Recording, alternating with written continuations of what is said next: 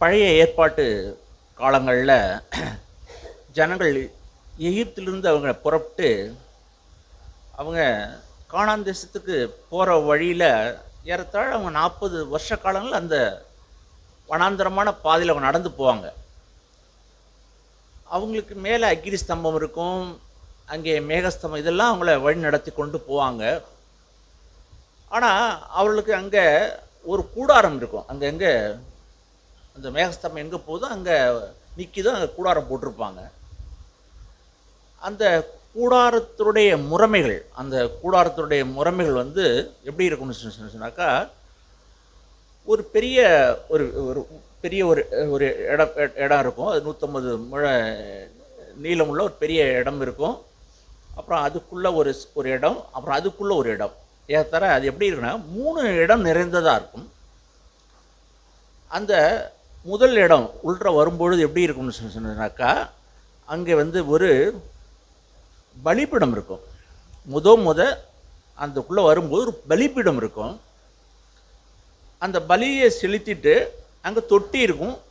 தொட்டியில் தங்களை கழுவி கொண்டு அங்கே தேவனை துதித்து ஆராதித்து விட்டு செல்லுகிற ஒரு கூட்டம் இருப்பாங்க. இன்னொரு கூட்டம் என்னாச்சுன்னு சொன்னாக்கா, அடுத்த கூடாரம். அந்த அடுத்த கூடாரத்தில் எது இருக்குனாக்கா, உதாரணமாக எபிரேயரின் புஸ்தகம் 4ஆம் அதிகாரம், எபிரேயரின் புஸ்தகத்தை நான் திருப்புவோம். 9வது அதிகாரம், எபிரேயரின் புஸ்தகம் 9ஆம் அதிகாரம். அந்த 9ஆம் அதிகாரத்தில் 2வது வசனம் 3வது வசனம் வாசிங்க.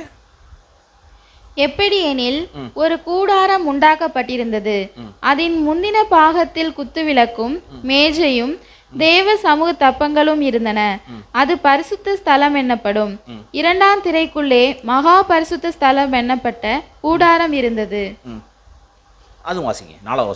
அதிலே பொன்னார் செய்த தூப கலசமும் முழுவதும் பொற்றகடு பொதித்திருக்கப்பட்ட உடன்படிக்கை பெட்டியும் இருந்தன.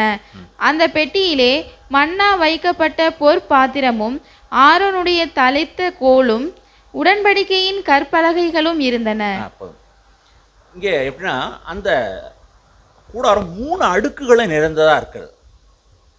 இந்த 3 அடுக்குலையும் 3 விதமான ஜனங்கள் அங்கே இருப்பாங்க. ஒரு ஜனங்க யாருன்னா, பலி செலுத்திட்டு அங்கே இருக்க தொட்டியில் கழுவிக்கிட்டு போகிற ஒரு ஜனங்கள் இருப்பாங்க. இன்னொரு ஜனங்க யார் இருக்குனாக்கா, அந்த 2ஆம் கூடாரத்தில் அங்கே வாசிக்கிறோம் இல்லையா, எப்படின்னா அந்த கூடாரத்தில் என்ன இருக்குன்னு சொன்னாக்கா, 2ஆம் வருஷத்தில் வாசிக்கிறோம். அந்த கூடாரத்தில் குத்து விளக்கு இருக்கும், மேஜை இருக்கும், தேவ சமூகத்தில் அப்பம் இருக்கும். இதெல்லாம் அந்த 2வது கூடாரத்தில் இருக்கும். அப்பங்கள் இருக்கும். அது 2 அடுக்காக அடுக்கப்பட்டிருக்கும். 6 அடுக்காக 2 அடுக்கு அடுக்கப்பட்டிருக்கும். 12 கோத்திரங்களுக்கு அடையாளமாய் அங்கே ஒரு விளக்கு இருக்கும். ஒரே தண்டில் 7 விளக்குகள் இருக்கும். இதெல்லாம் ஆவிக்குரிய அர்த்தங்கள் நிறைந்த ஒரு நிகழ்வு. அதெல்லாம் அங்கே இருக்கும். அங்கே தூபபீடம் இருக்கும். அங்கே ஆசாரிகள் சென்று அங்கே அந்த தூபத்தை அவர்கள் போடுவாங்க. அங்கே ஆராதனை செய்துட்டு வருவது இந்த 2வது கூடாரம். இன்னொரு கூடாரம் எந்த கூடாரம் தான், அதான் 3ஆம் வசனத்தில் வாசிக்கிறோம்.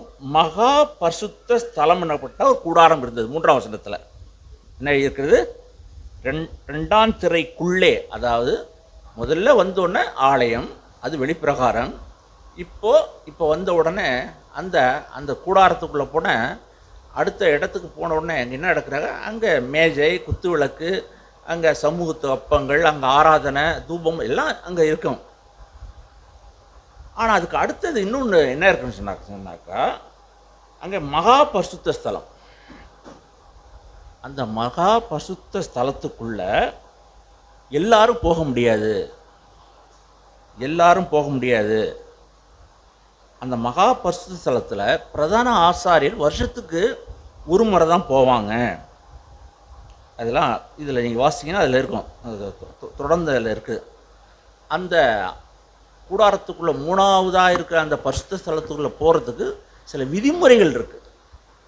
இப்படிப்பட்டவங்க தான் உள்ள போகணும், அவங்கள அங்கவீனனாக இருக்கக்கூடாது, அவங்களுடைய வம்சத்தில் 7 வம்சத்தில் 7 தலைமுறைகளுக்கு அவங்களுடைய எந்த பழுதும் இருக்கக்கூடாது சொல்லி ஒரு நிறைய சட்டத்திட்டங்கள நியாயப்பிரமாணம்லாம் இருக்கும். இப்படிப்பட்டவர் தான் உள்ளே நுழைய முடியும். அவளுக்கு எந்த பழுதும் இருக்கக்கூடாது. இப்படிப்பட்டவர் தான் உள்ளே போக முடியும். அந்த பரிசுத்த ஸ்தலத்தில், மகா பரிசுத்த ஸ்தலத்தில் இது காலாகாலமாக இது நடந்து கொண்டிருந்தது. ஆனால் நம்முடைய குருநாதர் இந்த பூமிக்கு வந்ததுக்கு பிற்பாடு என்ன நடக்குதுன்னு சொன்னாக்கா, இந்த மகா பரிசுத்த ஸ்தலத்துக்குள்ளே சென்று அங்கே தேவனை ஆராதிக்கும்படிக்கு ஒரு வழியை உண்டு பண்ணாங்க. அதுதான் வாசிக்கிறோம். என்ன பண்ணுறான்னு சொன்னாக்கா, இயேசு கிறிஸ்துக்கு முன்னாடி உள்ள நிகழ்வு என்ன சொன்னாக்கா 8ஆம் வசனம் வாசிங்க. அது 9ஆம் அதிகாரம் 8ஆம் வசனம் வாசிங்க. அதனாலே முதலாம் கூடாரம் நிற்கும் அளவும் பரிசுத்த ஸ்தலத்திற்கு போகிற மார்க்கம் இன்னும் வெளிப்படவில்லை என்று பரிசுத்த ஆவியானவர் தெரியப்படுத்தி இருக்கிறார். அதாவது இயேசு கிறிஸ்து இந்த பூமிக்கு வருவதற்கு முன்னாடி யாரும் மகா பரிசுத்த ஸ்தலத்துக்குள்ள, அதாவது தேவனிடத்தில் போய் நேரடியாக போகிறதுக்கு எந்த அருகதையோ யோக்கியதையும் மனுஷருக்கு இல்லை. ஏன்னா இந்த பூமியின் நாட்கள் அவர் மகா பரிசுத்தம் உள்ள தேவன். அவர் மகா பரிசுத்தம் உள்ள தேவனை தரிசிக்கணும்னு சொன்னால் இவனும் பரிசுத்தமுடையவனாக இருந்தால் தான் அவரை தரிசிக்க முடியும். அப்படி இருக்கும்போது இயேசு கிறிஸ்து இந்த பூமியில் வருவதுக்கு முன்னாடி காலம் அப்படி தான் இருந்தது. ஆனால் ஆண்டவராக இயேசு இந்த பூமியில் 2000 வருஷத்துக்கு முன்பாக இயேசு வந்ததுக்கு பிற்பாடு இப்போ என்ன நடக்குதுன்னு சொன்னாக்கா, இப்போது அந்த திரையானது அங்கே கிழிக்கப்படுது. அந்த திரை அதுதானே வாசிக்கிறோம். அவர் இந்த பூமியில் வாழ்ந்து தன் ஜீவனை விடும்பொழுது அந்த திரையானது கிழிக்கப்படுது. இது எதில் வாசிக்கிறோன்னு சொன்னாக்கா, மத்திய எழுதின சுவிசேஷத்தின் புஸ்தகம் 27வது அதிகாரம், மத்திய எழுதின சுவிசேஷத்தின் புஸ்தகம் 27 வாசிக்கிறோம். மத்திய எழுதின சுவிசேஷம் 27 திருப்பிக் கொள்வோம். அவர் இந்த பூமியில் வாழ்ந்து சிலுவையிலே தன் ஜீவனை விடும் பொழுது இப்போ என்ன நடக்குன்னு சொன்னாக்கா, அந்த தேவாலயத்தினுடைய திரைச்சீலை, அது 51 27வது அதிகாரம் 51 வாசிங்க. அப்பொழுது தேவாலயத்தின் திரைச்சீலை மேல் தொடங்கி கீழ் வரைக்கும் 2ஆக கிழிந்தது, பூமியும் அதிர்ந்தது, கன்மலைகளும் பிளந்தது. இப்படி அங்கே என்ன நடக்குதுனாக்கா, அவர் சிலுவையிலே அவர் தன்னுடைய ஜீவனை விடும் பொழுது அந்த தேவாலயத்துடைய திரைச்சீலை மேலிருந்து கீழ் வரைக்கும் 2ஆக கிழிக்கப்படுது. இப்பொழுது இந்த ஆலயம் தாவீதினால் போடப்பட்ட கூடாரத்துக்கு, மோசே போட்ட கூடாரம், அப்புறம் தாவீதினால் போடப்பட்ட கூடாரம், அப்புறம் அடுத்தபடி சாலோமோனால் கட்டப்பட்ட ஆலயம். அந்த ஆலயத்திலையும் கூட அந்த திரை இருந்தது. அந்த முறைமைகளும் அங்கேயும் அப்படி தான் இருந்தது. எல்லாரும் யாரும் உள்ள போக முடியாது. 3 கூட்ட ஜனங்கள் அந்த தேவாலயத்தில் எப்பொழுதும் இருந்தாங்க. நீங்களும் நானும் இன்றைக்கும் இந்த 3 கூட்ட ஜனங்கள் எந்த கூட்டத்து ஜனங்களாக இருக்குங்கிறத கொஞ்சம் நிதானித்து பார்க்குறது நல்லது. அங்கே ஏதோ பலி செலுத்திட்டோ ஏதோ கழுவிக்கிட்டோ தங்களை கழுவிட்டு போகிற ஒரு கூட்டம் இருப்பாங்க. இன்னொரு கூட்டம் யாருனாக்கா, அவங்க யாரு சொன்னாக்கா, அங்கே ஆராதனை செய்கிற பாட்டு பாடுறதோ சில காரியங்களை செய்கிறதோ சடங்கு சம்பிரதாயங்கள் செய்கிற ஒரு கூட்டம் இருப்பாங்க. ஆனால் இன்னொரு கூட்டம் யாருன்னா, தேவனை தரிசிக்கிற ஒரு கூட்டம், தேவனை சமீபமாய் பெற்றிருக்கிற கூட்டம், தேவனுடைய முகத்தை தரிசிக்கிற கூட்டம், தேவன் சொல்லுவதை கேட்கிற ஒரு கூட்டம், ஒவ்வொரு நாளும் அவரை பார்த்து தங்களை சரி செய்து கொள்ளுகிற ஒரு கூட்டம். 3 விதமான கூட்டங்கள் அந்த நாட்களில் அங்கே இருந்தாங்க.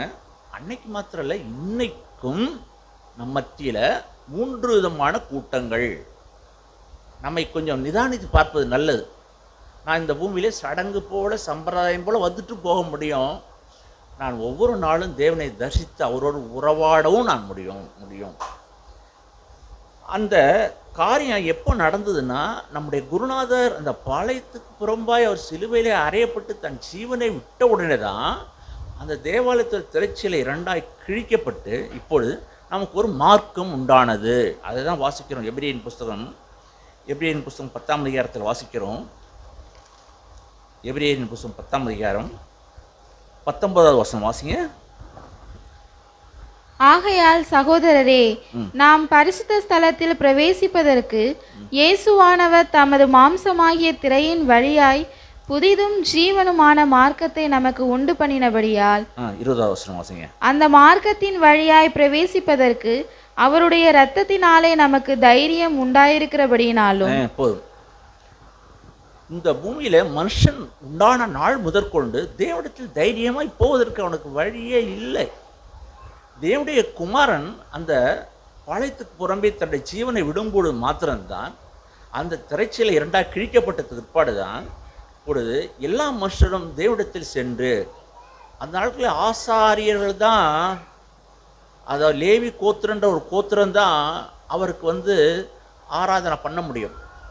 இப்பெல்லாம் ஒரு கோத்திரம் அல்ல, எல்லாரும் சிறியவன் தொடங்கி பெரியவன் வரைக்கும், எந்த மதமோ எந்த ஜாதியோ எந்த இனமோ யாராக இருந்தாலும் எல்லாரும் தேவனிடத்தில் சென்று அவரை ஆராதித்து, அது மாத்திரம் அப்பா என்று சொல்லி கூப்பிட முடியாத உரிமையை நம்ம இப்போ பெற்றிருக்கிறோம். எந்த ஜாதி அவருக்கு பயந்தவர்கள் யாரோ, எந்த ஜாதியாலாவது எந்த ஜனத்தலாயிலும் அவருக்கு பயந்தவன் யாரோ அவர்கள் அவருக்கு உகந்தவர்கள். அந்த காலத்தில் இந்த ஜாதி தான் இங்கே போகணும்னு சொல்லியிருந்தது. ஆனால் இயேசுவான் தன்னுடைய ஜீவனை விட்ட உடனே என்ன நடக்குங்க, யார் அவருக்கு பயப்படுகிறார்களோ அவர்கள் அவருக்கு உகந்தவர்கள், அவரை தரிசிக்க முடியும். இப்போ இயேசுவானவர் என்ன நடக்குன்னா, அந்த இரத்தத்தினாலே நமக்கு என்ன நடக்குதுன்னா தைரியம் இருக்கிறது. பிசாசுடைய வேலை நம்மளை எப்பொழுதும் குற்றப்படுத்தி கூனே குறுக வைத்து அதேரியப்படுத்துறது தான் பிசாசுடைய வேலை. நமக்கு ஒரே ஒரு உரிமை உண்டு இந்த உலகத்தில். அது என்ன உரிமைன்னா, இயேசுவின் ரத்தம் மாத்திரமே நமக்கு இந்த பூமியிலே உரிமை உள்ளது, அது தைரியம் உள்ளது. இந்த முழு உலகத்தில் இந்த பூமியில் பிசாசை எதிர்க்கவும் அவனுடைய தந்திரங்களை அறிந்து கொள்ளவும் இந்த பூமியில் வாழ்வதற்கு ஒரே ஒரு தகுதி இருக்கணும். அது என்ன தகுதி என்றால், இயேசு கல்வாரி சிலுவையில் எனக்காக ரத்தம் சிந்தினாரே, அந்த இரத்தத்தை எடுத்துக்கொண்டு தான் இந்த உலகத்தில் தைரியவானாய் தைரியவாட்டியாய் நீங்களும் நானும் வாழ வேண்டும். அதை தான் இங்கே வாசிக்கிறோம். அவருடைய இரத்தத்தினாலே நமக்கு தைரியம் உண்டாயிருக்கிறபடியால் இப்போ தைரியமாய் அப்பாட்ட போகிறோம். அப்பா இதாவே என்று சொல்லி. அருமையான தேவனுடைய பிள்ளைகளே, இந்த நாட்கள் நாம் சொன்னது போல் 3 குரூப் வெளியில் வந்துட்டு அப்படியே போவாங்க. இன்னும் ஒருத்தர் இன்னும் கொஞ்சம் உள்ளே வந்துட்டு கொஞ்சம் எடுபடி வேலையை எடுபடியான காரியங்கள்லாம் அவருக்கு ஆராதனைலாம் செஞ்சுட்டு போகிறவங்க. ஆனால் இன்னொரு ஜனங்க யாருன்னா, அவரை தரிசிக்கிற ஜனங்கள், அவருக்கு முன்பாக வந்து அவரை தரிசிக்கிற ஜனங்கள். ஆகையினால் இந்த பூமியின் நாட்களில் நம்மளை சோதித்து நிதானித்து அறியணும். இந்த நாட்களில் தேவனை நாம் முகமுகமாய் தரிசித்து அவர் சொல்லுவதை நான் கேட்கவும் அவருடைய பிரசன்னத்திலே நான் வாழவும் தான் அழைக்கப்பட்டிருக்கோம். இங்கே வாசிக்கிறோம். உதாரணமாக, அதாவது 2 கொரிந்தியரின் புஸ்தகம் 3வது அதிகாரம், 2 கொரிந்தியர் புஸ்தகம் 3ஆம் அதிகாரத்தை நான் திருப்பிக் கொள்வோம். அதாவது 3ஆம் அதிகாரம் 15-16 வாசிங்க. மோசேயின் ஆகமங்கள் வாசிக்கப்படும் போது இந்நாள் வரைக்கும் முக்காடு அவர்கள் இருதயத்தின் மேல் இருக்கிறதே. அவர்கள் கர்த்தரிடத்தில் மனம் திரும்பும் போது அந்த முக்காடு எடுபட்டு போம். அப்போ மோசேயினுடைய ஆகமங்கள் வாசிக்கப்படும் போது ஒரு மூடுதிரை இருக்கும். எப்பொழுதும் மோசே ஜனங்கள்கிட்ட பேசும்போது தன் முகத்தில் துணியை போட்டு தான் பேசுவார். ஏன்னா அவனுடைய பிரகாசத்தினால அந்த பிரகாசம் கொஞ்ச நேரம் பிரகாசம் அப்படியே கொஞ்சம் கொஞ்சமாக அப்படியே மங்கி போயிடும். அந்த பிரகாசத்தையே ஜனங்களால் பார்க்க முடியாது. அதனால் அப்பொழுது அவன் துணியை போட்டுக்கிட்டு முகத்தை மூடிக்கொண்டு தான் ஜனங்களத்தில் பேசுவான். ஆனால் இப்போ நான் வாழ்ந்த நாட்களில் என்ன எழுதியிருந்தாக்கா, வாசிங்க 17-18 வாசிங்க. கர்த்தரே ஆவியானவர், கர்த்தருடைய ஆவி எங்கேயோ அங்கே விடுதலை உண்டு. போதும். எங்கே விடுதலை உண்டுன்னா, மனம் திரும்பும் போது விடுதலை உண்டு. மனம் திரும்புகிற வேலையை நான் செய்யணும், விடுதலை அவர் எனக்கு தருவார். ஆகையினால் இந்த பூமியின் நாட்கள் எல்லாம் கர்த்தரத்தில் மனம் திரும்பும்போது ஆவியானவர் எனக்கு விடுதலை தருவார். இதுதான் மகா ரகசியமான ஒரு காரியம். எப்போன்னா, ஒவ்வொரு நாளும் அவரை நான் தரிசிக்கும் போது என்னுடைய வாழ்க்கையில் எது பாவங்கிற உணர்வை ஆண்டவர் எனக்கு காமிக்கிறாங்க. அவரை மாதிரி நான் பார்க்கலை, அவரை மாதிரி நான் பேசலை, அவரை மாதிரி யோசிக்கலைங்கிறத அவரை நான் பார்க்கும்போதெல்லாம் இந்த பூமியின் நாட்களில் ஆண்டவர் எனக்கு உணர்த்துறாங்க, அவருடைய மகிமையை எனக்கு உணர்த்துறாங்க. அப்படி உணர்த்தும் போடும்போது என்ன நடனாக்கா, நான் பாவங்களை அறிக்கையிட்டு என் வாழ்க்கையில் என்ன நடக்குன்னு சொன்னாக்கா, எனக்கு ஒரு விடுதலை உண்டு. எதை மாதிரி விடுதலை உண்டுனா, அவரை மாதிரி மாறுவதற்கு, இயேசுவை போல மாறுவதற்கு எனக்கு விடுதலை உண்டு. அந்த நாளுக்கு இந்த சீஷர்கள் சொன்னாங்க, சிஷ்யன் எங்களுக்கு பிதாவை காமியும், அது எங்களுக்கு போதும்னு சொல்லுவாங்க. ஆண்டவர் சொல்லுவாங்க, இத்தனை வருஷ காலமாக உங்களோடு கூட நான் இருந்தேன், பிதாவை எங்களுக்கு காமின்னு எப்படிப்பா சொல்கிறீங்க? என்னை கண்டவன் பிதாவை கண்டான்ப்பா. பிதா எப்படி இருந்தாருங்கிறத நான் உங்கள் மத்தியில் நான் எப்படி வாழ்ந்தேங்கிற காமிச்சிங்களே. பிதா இரக்கமுடையவராக இருந்ததை நான் காமிச்சேன், பிதா தயவுடையவராக இருந்ததை காமிச்சேன், இந்த பூமியில் பிதாவுடைய குணலட்சணத்தை உங்களுக்கு விவரித்து காமிச்சேனே, அதை நடந்து காமிச்சேனே, எப்படிப்பா நீங்கள் பிதாவை காமின்னு சொல்லலான்னு சொல்லி ஆண்டவர் நம்ம சீஷர்கிட்ட சொல்லுவாங்க. இப்போ இந்த பூமி நாட்களில் நாம் நம்மளுடைய வாழ்க்கையின் மூலமாக ஜனங்களுக்கு பிதாவை இயேசுவை காண்பிக்கணும். அதுதான் இந்த நாட்களில் தேவன் நம்ம அழைத்திருக்கிற அழைப்பு. அந்த நாட்களில் இந்த ஜனங்கள் தேவனுடைய தரிசிப்பது என்பது அப்படி தேவனுடைய பிரசன்னத்துக்கு போவாங்க, தேவனுடைய பிரசன்னத்துக்கு கூட போயிடுவாங்க. ஆனால் இப்போ அப்படி கிடையாது. இயேசுவான இந்த பூமியில் நமக்கு ஒரு மார்க்கத்தை திறந்து வைத்து அந்த மார்க்கத்தின் வழியாக உள்ளே சென்று இப்போ பிதாவை தரிசிக்க முடியாத ஒரு பாக்கியம் கிடைச்சிச்சு. அந்த தரிசனத்தில் இப்போ என்ன செய்யணும் சொன்னாக்கா, என்னுடைய பாவத்தை நான் என்ன சொன்னாக்கா அறிந்து உணர்ந்து நான் மனம் திரும்புகிறேன். அது மாத்திரம் இல்லை, இப்போ அவரை போல நான் இப்போ மாறணும். அதான் வாசிக்கிறோம். 18வது வசனம் வாசிங்க. நாம் எல்லாரும் திறந்த முகமாய் கர்த்தருடைய மகிமையை கண்ணாடியிலே காண்கிறது போல கண்டு ஆவியாய் இருக்கிற கர்த்தரால் அந்த சாயலாகத்தானே மகிமையின் மேல் மகிமை அடைந்து மறுரூபப்படுகிறோம். இப்போ ஒரு கிறிஸ்தவன், ஒரு தேவனுடைய பிள்ளையுடைய வாழ்க்கையில் என்ன சம்பவிக்கணும்னு சொன்னாக்கா, கர்த்தருடைய மகிமையை கண்ட ஒரு மனுஷன் அவனுடைய வாழ்க்கையில் அவன் மனம் திரும்புகிறான், அவன் விடுதலை அடைகிறான். அத்தோடு மாத்திரம் இல்லை, அவனுடைய வாழ்க்கையில் ஒரு மறுரூபம், ஒவ்வொரு நாளும் ஒரு மறுரூபம் உண்டாகி கொண்டே இருக்காது. 40 வருஷமாக நான் இருக்கிறேன்னா, 30 வருஷமாக நான் இருக்கிறேன்னா, என்னுடைய வாழ்க்கையில் ஒரு மறுரூபம், ஒவ்வொரு நாளும் ஒரு மறுரூபத்தை காணணும். அவரை மாதிரி பேச, அவர் இந்த பூமியில் பணத்தை எப்படி அவர் பார்த்தாரோ அதே போல் பணத்தை நான் புழங்க, அவர் எவ்வளோ ஜனங்கள் மேலே இறக்கமுடையவளாக இருந்தாங்களோ அவரை மாதிரி இறக்கமுடையவனாக நான் இருக்க, இந்த பூமியின் நாட்கள்லாம் என்னுடைய வாழ்க்கையில் ஒரு மறுரூபம், ஒவ்வொரு நாளும் மறுரூபம். உங்கள் வாசிக்கிறோம், அந்த சாயலை கண்டவன், கர்த்தருடைய சாயலை கண்ணாடியில் கண்டது போல கண்டவன். ஆகையினால் அவருடைய மகிமையை வேதத்தில் நாம் காணுகிறோம். இயேசுடைய மகிமையை வேதத்தில் நாம் பார்க்குறோம். எல்லாரும் தேவனுடைய மகிமையை வேதத்தில் நம்ம பார்க்குறோம். இயேசு எப்படிப்பட்டவராக இருந்தார்? சத்தம் இடாது இருக்கிற ஆட்டை போல் இருந்தார். மயிர்கத்திரிக்கு முன்பாக சத்தம் இடலை. இந்த பூமியில் அனைவருடைய பாவங்களை அவர் சுமந்தார். இயேசுடைய தற்சூபத்தை நாம் காணுகிறோம், வேதத்தில் நம்ம காணுகிறோம். இதெல்லாம் என்ன? இயேசுடைய மகிமையை நாம் வேதத்தில் நம்ம கண்டுறோம். இந்த மகிமை நம்மிடத்துலேயும் வரணும். எப்போ? நான் வாழும் இந்த நாட்கள், இந்த கடைசி நாட்களில் தேவனுடைய மகிமையின் பிரசனம் நம்ம மூலமாக இந்த உலகத்துக்கு பிரகாசிக்கப்படணும். ஒரு காலம் இல்லாத அளவுக்கு இந்த நாளில் அக்கிரமம் இந்த நாளில் தலைவிரித்து ஆடுது. அக்கிரமங்களும் அநியாயம் இந்த நாட்களில் கரைபுரண்டு ஓடிக்கொண்டிருக்கிற இந்த உலகத்து மத்தியில், சொல்லப்போனால் இருள் நிறைந்த உலகம், இருள் நிரம்பி இருக்கிற உலகத்து மத்தியில் ஒரு வெளிச்சம் அடித்தா எப்படி இருக்கும்? ஒரு காரிருள் நிறைந்த ஒரு காட்டில் ஒரே ஒரு இடத்துல ஒரு பல்பு எரிஞ்சிச்சுன்னா எப்படி இருக்கும்?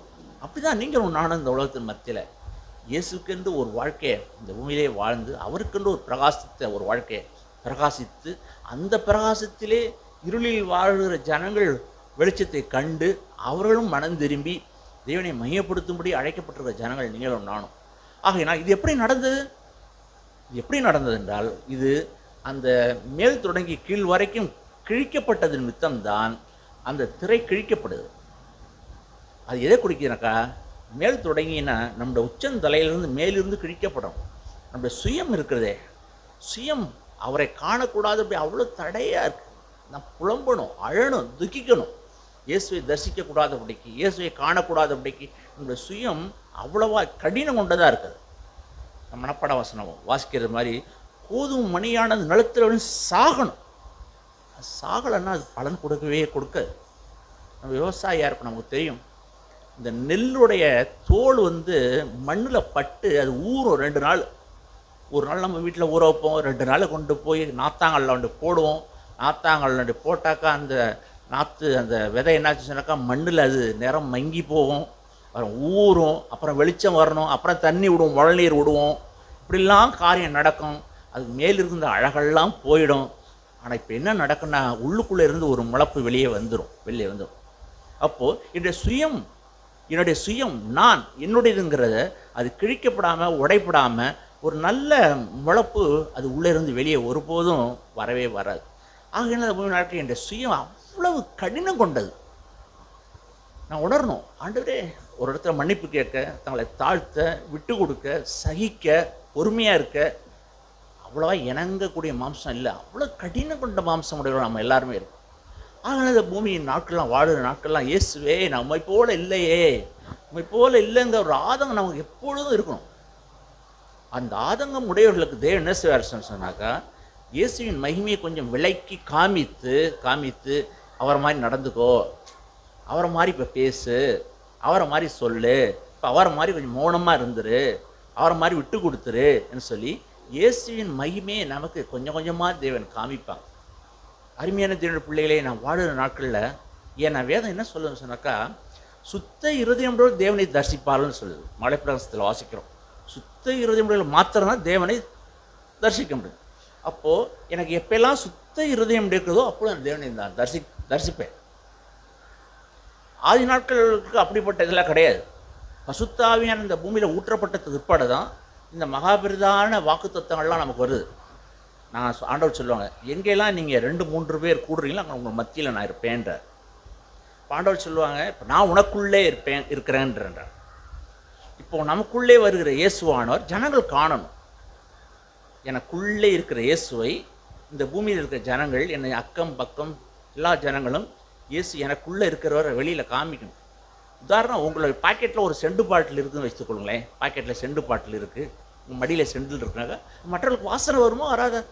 இதே போல் தான் இயேசு உங்களுக்குள்ளே இருக்குப்பாரானா இந்த பூமியில் இயேசுவின் மகிமையை நாம் இந்த உலகத்துக்கு காண்பிக்கணும். இயேசு இருந்தார்னா, என் வீட்டில் இருந்தார்னா என்ன சுபாவத்தை நான் வெளிப்படுத்தணும், அதை நான் வெளிப்படுத்தணும்.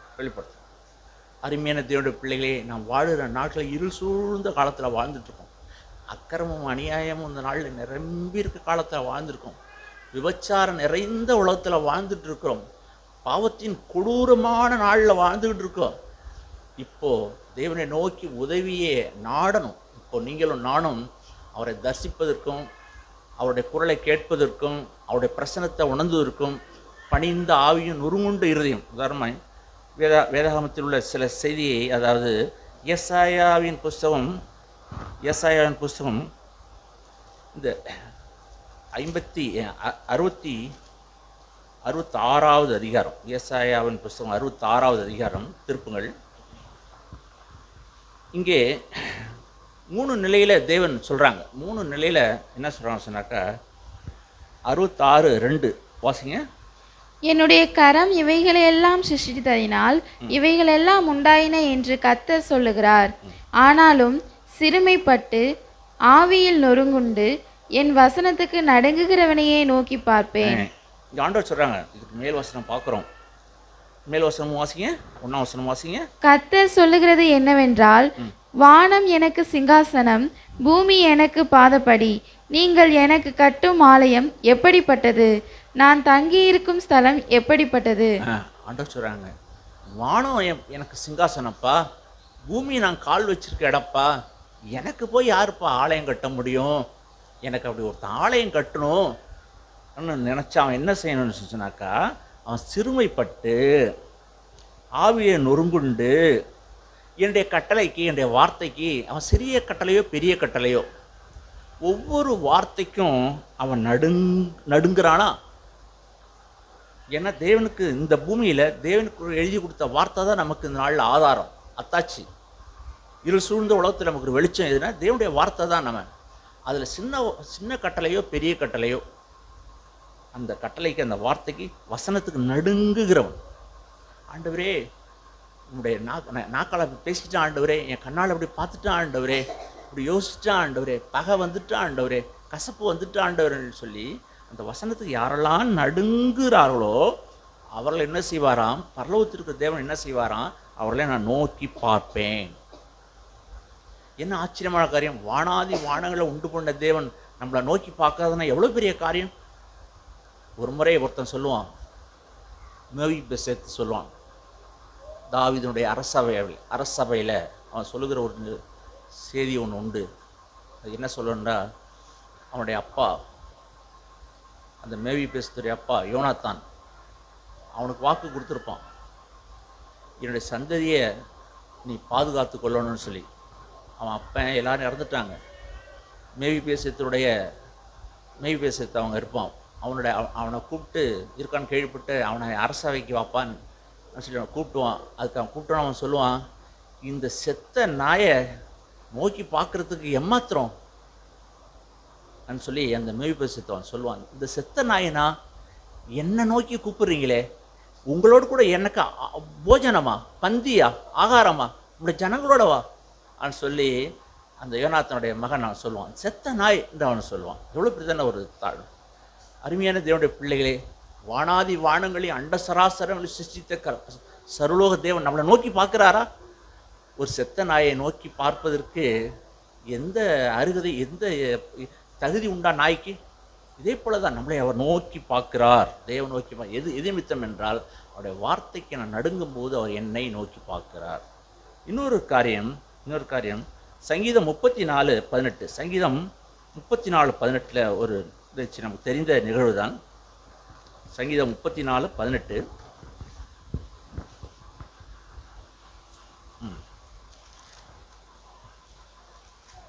வாசிங்க. 34:18.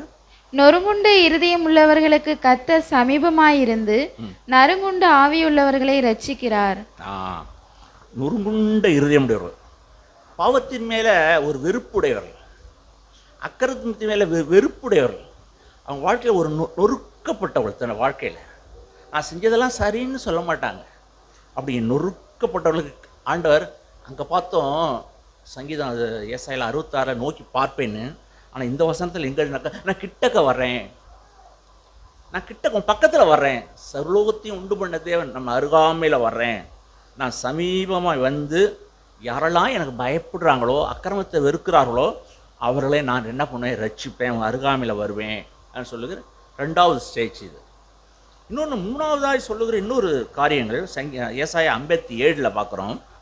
ஏசாயா 57 15வது வசனம். ஏசாயா 57:15 வாசிங்க.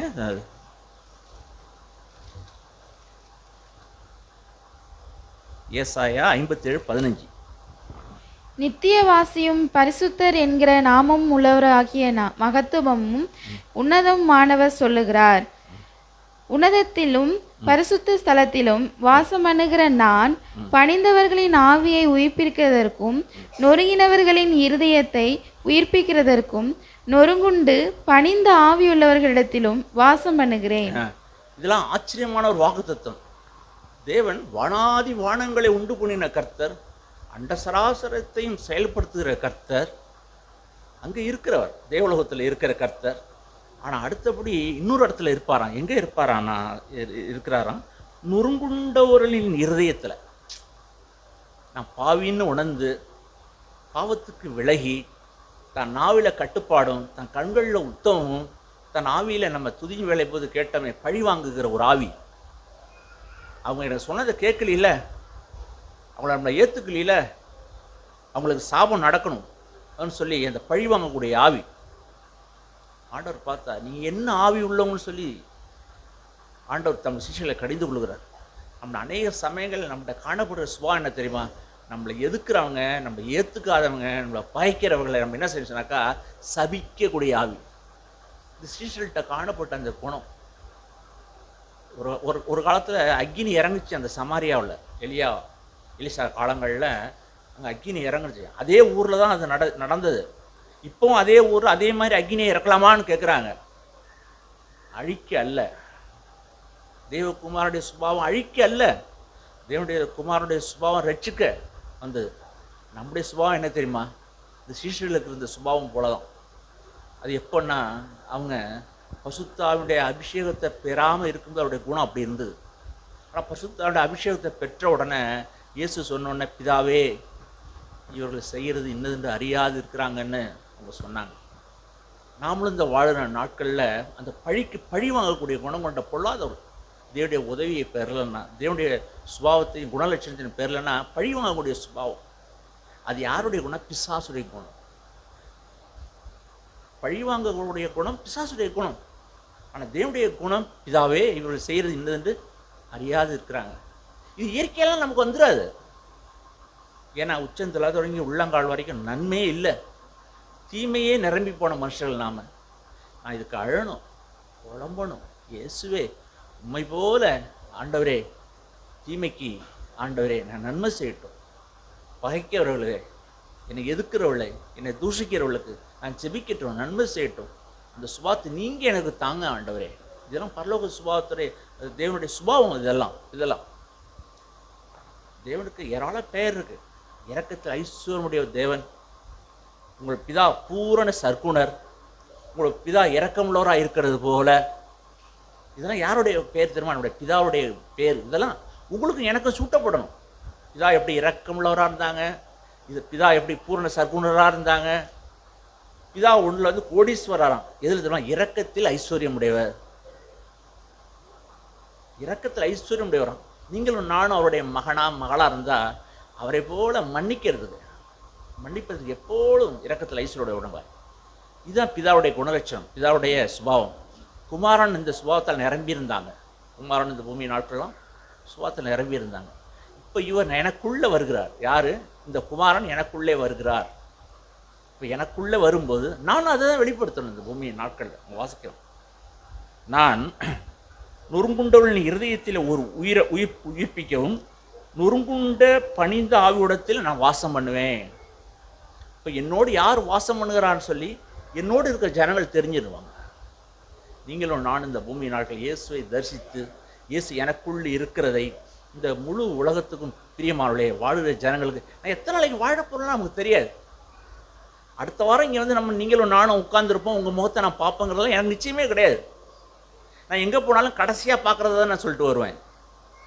எந்த கூட்டத்துக்கு வந்தாலும் இந்த கடைசியாக தான் இங்கே நான் சந்திக்கிறேன்னு நான் நினச்சிட்டு வருவேன். அடுத்த ட்ரிப்பு வருவேங்கிறது எனக்கு நிற்கிறதே கிடையாது. எப்பொழுதுமே இது கடைசின்னு நான் நினச்சிக்குவேன். எப்பொழுதுமே சில காரியங்களில் வேலையை விட்டு பண்ணையில் வேலை செஞ்சுட்டு இருக்கும்போது சில டைரியில் சில காரியத்தை கடைசியாக எழுதி வச்சுட்டு போவேன். யாருக்கு பணம் கொடுக்கணும், யாருக்கு வாங்கணுங்கிற. ஏன்னா அடுத்த ட்ரிப் நான் வந்தால் தான் நிச்சயம். அதனால் அந்த நிச்சயத்தோடு தான் எப்பொழுதும் நான் இருப்பேன். நாளைக்கு பார்ப்பங்கிறது இருக்கிறதே கிடையாது. ஆனால் இன்றைக்கி வாழ்வு இன்னைக்கு வரைக்கும் தாழ்மையாகவும் பணிவோடும் நொறுங்குதலும் நேர்மையுள்ள இருதயத்தோடும் நான் சரி செஞ்சிடணும். ஒவ்வொரு நாளும் சரி செஞ்சணும். ஒவ்வொரு நாளும் நான் சரி செஞ்சுட்டு தான் இந்த படுக்கைக்கே நான் போகணும். ஆகையால் அருமையான தேவனுடைய பிள்ளைகளே, ஒவ்வொரு நாளும் பணிந்த ஆவியும் நொறுங்குண்ட இருதயமுடையவளாய் என்னை சரி செய்வேன். ஆனால் வானத்தையும் பூமியும் அண்ட சராசரங்களையும் சிருஷ்டித்த சர்வலோக தேவன் என்னோடு வாசம் பண்ணுவார். என்னை நோக்கி பார்ப்பா, என் சமீபத்தில் வருவார், அடுத்தது எனக்குள்ளே வருவார். இந்த காலத்தில் தான் நான் வாழ்ந்த நாட்களிலே இயேசு கிறிஸ்து மூலமாய் பசுத்த ஆவியானவர் நமக்குள்ளே வந்து வாசம் பண்ணுகிறவராக தான் இந்த நாளில் இருக்கிறார். ஆக என்னால் நாட்களில் நான் சொன்ன 3 குரூப்பை சொன்னேன்.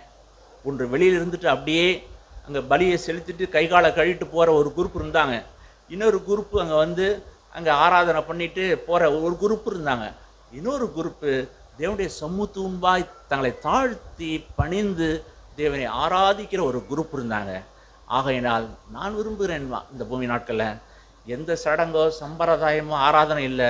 தேவனை முகமுகமாய் தரிசித்து அவருடைய சமூகத்திலே என்னுடைய வாழ்க்கையை நான் அர்ப்பணித்து அவருடைய முக சாயலை நான் கண்டு ஒரு நாளும் என்னுடைய வாழ்க்கையில் ஒரு மருவம் அடையவே நான் விரும்புகிறேன். அல்லாமல் வெளியரங்கமான எந்த ஆராதனையிலையும் எதுலேயுமே நாம் திருப்தி அடைய வேண்டாம் பிரியமானே. ஆக நான் வாழுகிற நாட்கள் கொஞ்ச நாட்களில் இயேசுடைய மகிமையை இந்த பூமிக்கு வெளிப்படுத்தும்படிக்கு நாம் அழைக்கப்பட்டிருக்கோம். என்றால் இயேசுவான 33 வருஷம் இந்த பூமியில் வாழ்ந்தாங்க. இந்த வாழ்ந்த வாழ்க்கை பிதாவுடைய மகிமையை இந்த உலகத்துக்கு காண்பிச்சாங்க. இப்போ நீங்களும் நானும் இயேசுடைய மகிமையை இந்த வாழ்ந்துட்டு காமிச்சிடணும். இயேசு இந்த கிராமத்தில் வாழ்ந்த மணவாநல்லூர் கிராமத்தில் இயேசு வாழ்ந்தார்னா எப்படி இருப்பார்? நீங்களும் நானும் இயேசுவை பிரதிபலித்து இயேசுவை காண்பித்து இயேசுவை இந்த உலகத்துக்கு காமிச்சின்னு ஒரு வாழ்க்கையை வாழ தேவன் அழைச்சிருக்கார் பிரியமானே. இந்த அற்புத வாழ்க்கையை நீங்களும் நானும் வாழ தேவன் பசுத்த ஆவியானவர் நமக்கு உதவி செய்வாராக. ஆமென்.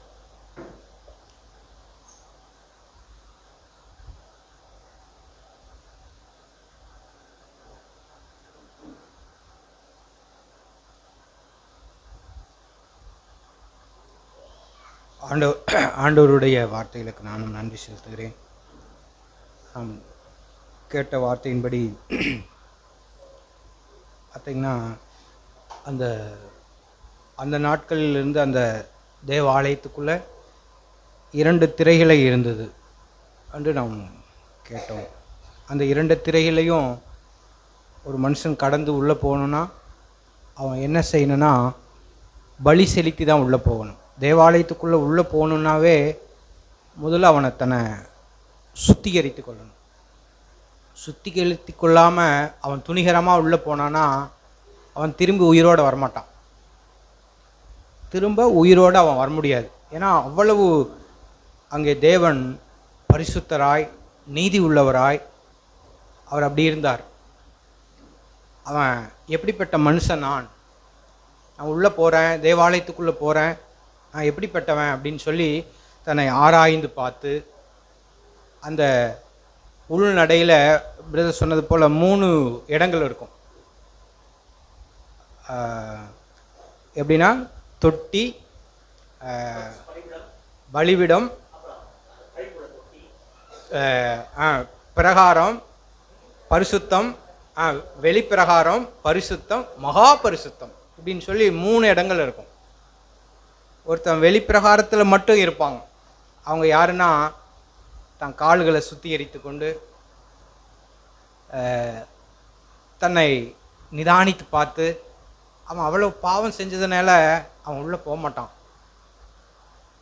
அவனுடைய இருதயமே அவனை குத்தும்போது என்ன ஆகுனா அவன் என்ன செய்வானா அந்த தொட்டியோடு அவன் காலை மட்டும் கழுவிட்டு வெளியே வந்துடுவான். இன்னொருத்தன் கொஞ்சம் நீதி உள்ளவன், தன்னை நிதானித்து பார்க்குறவன், உண்மை உள்ளவன் என்ன செய்வானா பரிசுத்த ஸ்தலத்துக்கு போவான்,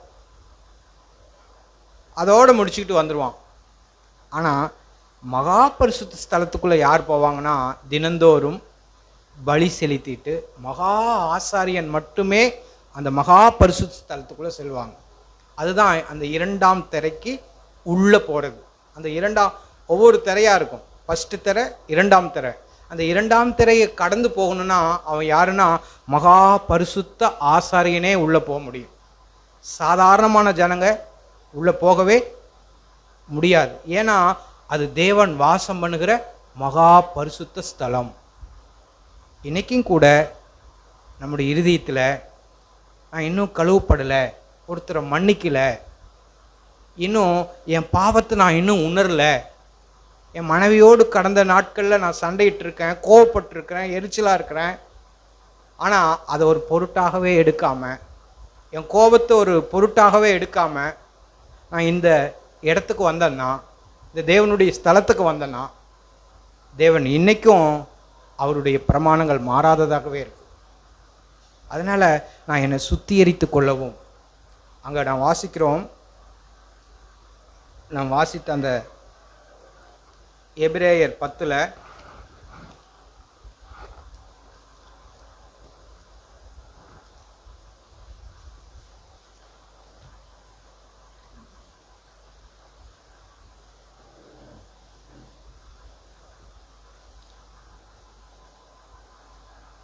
எபிரேயர் 10:11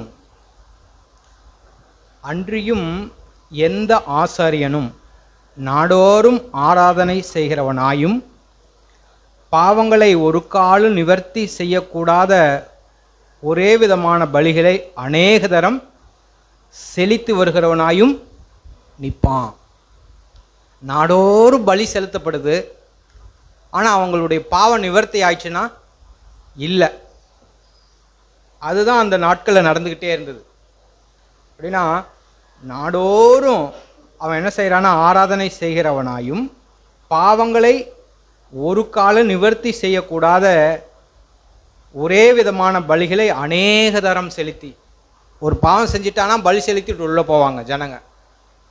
அதை பார்த்தீங்கன்னா நாடோறும் அநேக தரம் அதை செஞ்சுக்கிட்டே அதை நிற்பான். அவனுடைய வேலைன்னா பலி செலுத்துறது. இதுதான். அவங்க யாராவது பூரணர் ஆனார்கள்னா இல்லை. பாவத்தை ஜெயிச்சாங்களா, இச்சையை ஜெயிச்சாங்களா, அவங்க ரட்சிப்பு அடைந்தாங்களா, மனம் திரும்பினாங்களான்னா இல்லை. நம்முடைய வாழ்க்கையிலே நம்ம இதை நிதானித்து பார்க்கணும். நம்ம அநேக வருஷமாக சபை கூடி வர்றோம், சபைக்கு நாம் வர்றோம், நாம் ரட்சிக்கப்பட்டிருக்கோமா, நாம் மனம் திரும்பி இருக்கிறோமா, உண்மையாலுமே மனம் திரும்பி இருக்கிறோமா, தேவனை நாம் அறிந்திருக்கிறோமா, இயேசு கிறிஸ்துவை அறிந்திருக்கிறதுங்கிறது, இயேசு கிறிஸ்து ஆண்டவருங்கிறது அறிந்திருக்கிறது மூளை அறிவு. ஆனால் மனம் திரும்பி அறிந்திருக்கிறதுங்கிறது நம்முடைய அன்றாட வாழ்க்கையில் விட்டு கொடுப்பது, மன்னிப்பது. ஒரு மனுஷனை அதை எப்படி சொல்லலாம்னா, ஒரு மனுஷனை ஒருவன் குற்றம் சாட்டி, பொய்யாக குற்றம் சாட்டி சிறையில் பிடிச்சி போட்டுறாங்க. அவனுக்கு பொய்யாக பிடிச்சு போட்ட அந்த மனுஷனை நான் வெளியே வந்துட்டுனா தீர்த்து கட்டிடணும், கொலை செஞ்சிடணும் அப்படிங்கிற அந்த மோட்டிவேஷனோடு அவன் உள்ளே இருக்கான்.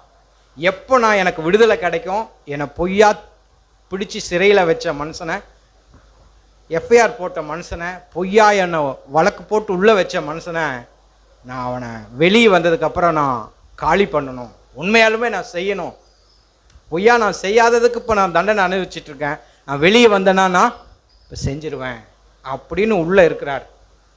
அப்படி உள்ளே இருக்கிற மனுஷனுக்கு ஆண்டவராக இயேசு கிறிஸ்துவை அறிவிக்கிறாங்க. ஆண்டவர் அறிஞ்சிக்கிறார். அறிந்து கொள்வதுக்கு சொல்கிறேன். அந்த மோட்டிவேஷன் எல்லாம் ஆண்டவருடைய வார்த்தை படிக்கிறாங்க, இயேசுவை அறிகிறாங்க. அந்த மோட்டிவேஷன் என்ன ஆகுதுன்னா, ஐயோ நான் கொலை செய்யக்கூடாது, அல்லது அவரை நான் விரோதிக்கக்கூடாது, அவரை நான் பகைக்கக்கூடாது, அவரை இயேசு என்னை மன்னிச்சது போலவே நான் அவரை மன்னிக்கிறேன். இதுதான் இயேசுவை. அவர் வெளியே வந்துடுறாங்க. அது பொய்யாய் சாற்றப்பட்ட மனுஷனுக்கு போய் இவர் எந்த தவறுமே செய்யாத தண்டனை அனுபவிச்சவர் ஒன்றுமே செய்யலை, மன்னிச்சிட்டார். இது எப்படிப்பட்ட அறிதல்னா உண்மையான மனம் திரும்புதல். உண்மையான மனம் திரும்புதல் இதுதான் இயேசுவை அறிந்திருக்கிறேங்கிற பொருள். இது மாதிரி நம்முடைய வாழ்க்கையிலும் ஆண்டவரே நான் நாடோறும் பலி செலுத்தியும் நான் பூரணமாகாதபடி, சபை கூடி வரோம், இன்னும் கோபம் இருக்குது, இன்னும் எரிச்சல் இருக்குது, இன்னும் பொறாமை இருக்குது, இன்னும் வாக்குவாதம் இருக்குது, குடும்பங்களில் ஒருவருக்கொருவர் ஒரு அனுசரணை இல்லை, ஒரு சமாதானம் இல்லை. ஆனால் எல்லாமே நமக்குள்ள நடந்து வந்துக்கிட்டு இருக்கு.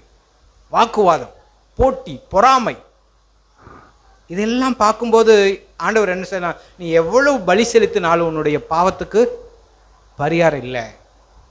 ஆனால் நம்முடைய இருதயத்தில், உள்ளான இருதயத்தில் நான் மனம் திரும்பணும், உள்ளான இருதயத்தில் நான் மனம் திரும்பணும். அடிதோறும் பலி செலுத்துவான். இந்த ஆசாரியன் பலி செலுத்தும் போது என்ன செய்வானா, ஒருத்தருக்காக பலி செலுத்தும் போது அவன் தன்னை நிதானிச்சு பார்ப்பானா. நீ எதுக்காக பலி செலுத்த வந்திருக்க? நான் நேற்று கோவப்பட்டுட்டேன், அதுக்காக இன்னைக்கு பலி செலுத்த வந்திருக்கேன், ஆட்டை பிடிச்சிட்டு வந்திருக்கேன், அல்லது 2 புறாக்களை கொண்டாந்துருக்கேன், இதை பலி செலுத்துங்கன்னு கேட்பார். அவர் பலியை செலுத்தும் போதே அவர் தன்னை குறித்து நிதானிச்சு பார்ப்பார். உனக்கு மட்டும்தான் அந்த சம்பவம்னு நினைக்காத, எனக்கும் அதுதான் நடந்தது, நானும் கோவப்பட்டேன். அது வசனம் அப்படி தான் இருக்குது. தானும் அந்த வசனத்தை நாம் எடுப்போம். எபிரேயர்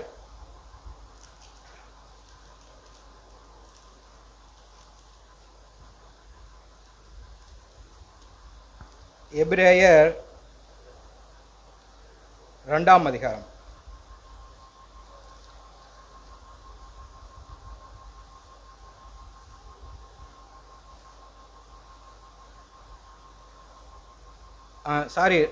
எபிரேயர் 5ஆம் அதிகாரம் 2வது வசனம், பக்கம் 301.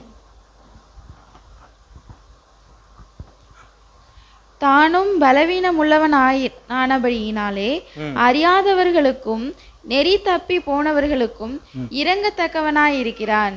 எப்படின்னா, தானும் பலவீனனாய் இருக்கிறபடியால் அறியாதவருக்கும் நெறி தப்பி போனவர்களுக்கும் இரங்கத்தக்கவனாயிருக்கிறான். அவன் என்ன செய்யறானா, படிங்க. அது நிமித்தம் அவன் ஜனங்களுடைய பாவங்களுக்காக பலியிட வேண்டியது போல தன்னுடைய பாவங்களுக்காகவும் பலியிட வேண்டியதா இருக்கிறது. அவன் ஜனங்களுடைய பாவங்களுக்காக இன்னொருத்தருக்காக அவன் பலியிடுறது போல அந்த ஆசாரியன் தன்னுடைய பாவங்களுக்காகவும் அவன் பலி செலுத்த வேண்டியதா இருந்தது. அவன் தன்னை நிதானித்து பார்க்குறான், அவன் ஆராய்ந்து பார்க்குறான், பார்த்து தான் அந்த பலி செலுத்துவான்.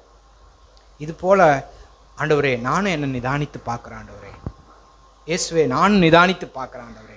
இப்படி தான் அவன் அந்த அந்த மகா பரிசுத்த ஸ்தலத்துக்குள்ளே அவன் செல்லுவான்.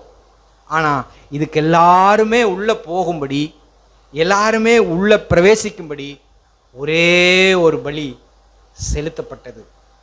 ஒரே தரம் அவர் பலியிடப்பட்டார். அந்த கிருபாதார பலியாய் எல்லாரும் பிரவேசிக்கும்படி, அந்த திரைச்சீலை மேலிருந்து கீழே கிளியும்படி ஒரே பலி செலுத்தப்பட்டார். அதான் நம்முடைய ஆண்டவராகிய இயேசு கிறிஸ்து. அவரை நாம் குறித்து வாசிக்கும்போது அவர் பாவிகளுக்கு விலகினவர், குற்றமற்றவர், மாசற்றவர். அவர் பலி செலுத்தப்பட்டார். அந்த பலியினால நம்ம எல்லாரும் பிதாவை நோக்கி, நம்ம எல்லாரும் இயேசுவை நோக்கி, நமக்கு ஒரே ஒரு பலி. அது என்னன்னா ஆண்டவராகிய இயேசு கிறிஸ்து. காளைகளை செலுத்தினாங்க, புறாக்களை செலுத்தினாங்க, ஆடு மாடு இதையெல்லாம் செலுத்தினாங்க இல்லையா. நிறைய சடங்காச்சாரங்கள் இருந்தது. காட்டு புறாக்களை தேடி போகணும், புறாவை ஜோடி புறாவா சேர்த்தணும். இப்படி எல்லாம் செலுத்தினாதான் மனுஷனுடைய பலி, மனுஷனுடைய பாவம் நீக்கப்படும். அதுக்கெல்லாம் ஒரே பலியாய் என்ன செய்தார்னா, பலி செலுத்துவதற்கு ஜனங்களுக்கு கஷ்டம்னு சொல்லி நம்மை போலவே மாம்சமும் இரத்தமும் உடையவராய் அவர் வந்து அவர் பலியானார். நம்ம எல்லாருக்காகவும் அவர் பலியானார். அந்த பலியை நம்ம என்ன செய்யணும்னா, ஆண்டவரே நீர் என்னுடைய பாவத்துக்காக மரித்தீங்க, ஆண்டவரே என்னுடைய அக்கிரமத்துக்காக நீங்க மரித்தீங்க, சிலுவையில் நீங்க மரித்தீங்க ஆண்டவரே, நான் அதை விசுவாசிக்கிறேன், நான் அதை நம்புறேன் ஆண்டவரே அப்படின்னு ஒரு மனுஷன் அவரை விசுவாசிக்கும் போது, அதை நம்பும் போது, நம்ம எந்த பலியும் செலுத்த வேண்டாம். அவரை நம்பும் போது என்ன ஆகுதுன்னா, நமக்கு நீதி உண்டாகத்தான் இருதயத்தில் விசுவாசிக்கும் போது அவர் எல்லா பாவங்களையும் மன்னிக்கிறார், கிருபையாய் மன்னிக்கிறார், இரக்கமா நம்ம மன்னிக்கிறார். நம்ம அந்த இயேசுவின் மூலமாக பிதாவிடத்தில் சேரும்படி ஸ்லாக்கியத்தை பெற்றிருக்கிறோம், தயவை பெற்றிருக்கிறோம், இரக்கத்தை பெற்றிருக்கோம். எந்த ஒரு இதுவும் செய்ய தேவையில்லை. நம்ம வந்து நிறைய நோன்பு இருக்கணும், அல்லது நிறைய நடந்து போகணும், அல்லது நிறைய உபவாசம் இருக்கணும், அல்லது நிறைய தன்னை வர்த்திக்கணுங்கிறதெல்லாம் இல்லை. ஆண்டவரே நான் பாவி அப்பா, நான் எத்தனையோ பாவங்களை செய்திருக்கேன் ஆண்டவரே, ஆண்டவரே என் மனசாட்சி குத்துது ஆண்டவரே, என் மனசாட்சியில் சமாதானம் இல்லை ஆண்டவரே அப்படின்னு சொல்லி ஆண்டவர்கிட்ட வரும்போது நாம் அவர் நம்முடைய பாவங்களை எல்லாம் மன்னிக்கிறார். ஆண்டவரே இப்போ நான் கோவப்பட்டுட்டேன், ஆண்டவரே இப்போ நான் ஒய்ஃபோட சண்டை போட்டுட்டேன், ஆண்டவரே இந்த சூழ்நிலையில் நான் கொஞ்சம் அதிகமாக பேசிட்டேன், பொய் சொல்லிட்டேன், ஆண்டவரே குறைச்சி பேசிட்டேன், கூடுதலாக பேசிட்டேன், இப்படி எல்லாம் நம்ம உணர்வடைந்து மனம் திரும்பும்போது அவர் என்ன செய்கிறார்னா, அவர் நம்முடைய பாவங்களை மன்னிக்கிறார், நமக்கு இரக்கம் செய்கிறார், கிருபாதார பலியாய் அவரே ஆயிட்டார். அந்த மகா பரிசுத்த தலத்துக்குள்ள நாம் எல்லாரும் பிரவேசிக்கும்படி அவரே பலியாகி அந்த திரைச்சீலையை கிழித்து விட்டார். அந்த அந்த மகா பரிசுத்தத்துக்குள்ள அந்த நாம் வாசித்த அந்த நாளில் தான் நான் வாசிக்கிறோம். அந்த பகுதியில் எபிரேயர் 4:16 ஆதலால் நாம் இரக்கத்தை இந்த 15 படிமா.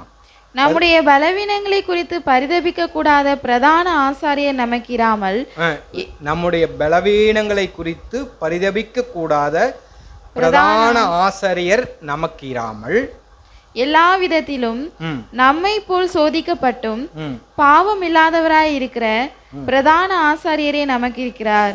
பாருங்க, நம்மை போல் எல்லா விதத்திலும் சோதிக்கப்பட்டு பாவம் இல்லாத இருக்கிற பிரதான ஆசாரியரே நமக்கு இருக்கிறார். ஆகையால் நம்ம என்ன செய்யலாம்னா, ஆதலால் நாம் இரக்கத்தை பெறவும் ஏற்ற சமயத்தில் சகாயம் செய்யும் கிருபையை அடையவும் தைரியமாய் கிருபாசன தண்டையிலே சேர கடவோம். நம்ம எப்படி சேரணும்னா, தைரியமாய் கிருபாசன தண்டையிலே, பிதாவிடத்திலே, தேவனிடத்திலே நம் கிருபையாய் தயவாய் இரக்கமாய் அவர் எப்படி செய்யறானா, நாம் இரக்கத்தை பெறவும் ஏற்ற நேரத்தில். சில நேரத்தில் நமக்கு இரக்கம் தேவைப்படுது, தயவு தேவைப்படுது, ஆண்டவருடைய உதவி தேவைப்படுது.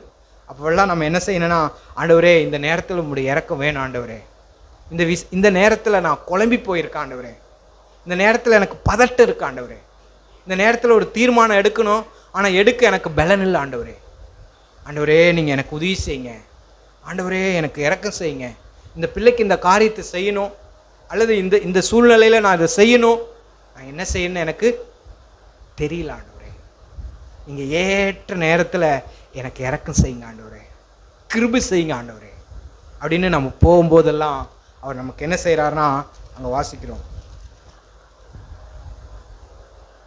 இரக்கத்தை பெறவும் ஏற்ற சமயத்தில் சகாயம் செய்யும் கிருபை அடையவும். நமக்கு என்ன கிடைக்குதுன்னா சகாயம் செய்யும் கிருபை அடையவும். அந்த சகாயம் செய்யும் தேவனிடத்தில் போகும்போது அவர் கிருபை தரார். அடுத்தபடி நமக்கு தைரியமாய் கிருபாசன தண்டையிலே சேரவும். ஆண்டவரே, நான் தைரியமாய் இடத்தில் வற்ற ஆண்டவரே, குற்ற மனசோச்சியோட இல்லை, உண்மையுள்ள இருதயத்தோடு, கழுவப்பட்ட இருதயத்தோடு, சுத்திகரிக்கப்பட்ட இருதயத்தோடு நான் அவரண்ட நெருங்கி போய் அவரை நாம் விசுவாசிக்கும்படி, அவரை பற்றி கொள்ளும்படி, நாம் அவரிடத்தில் நெருங்கும்படி, இப்படி நம்முடைய வாழ்க்கையில் உண்மையாலுமே ஆண்டவரை நாம் அறிந்திருக்கிறோமா? நம்முடைய இருதயத்தில் ஆண்டவரை பத்திரப்படுத்தி வச்சிருக்கிறோமா? உங்களுடைய வாழ்க்கையில் தனிப்பட்ட ஜெபம் இருக்கா? தனிப்பட்ட ஆண்டவரோடு பேசக்கூடிய நேரம் உங்களுக்கு உண்டா? உங்கள் குடும்பத்தில் நீங்கள் இங்கே கூடி வருகிற நாம் குடும்பத்தில் கூடி ஜெபிக்கிற பழக்கம் உண்டா? அல்லது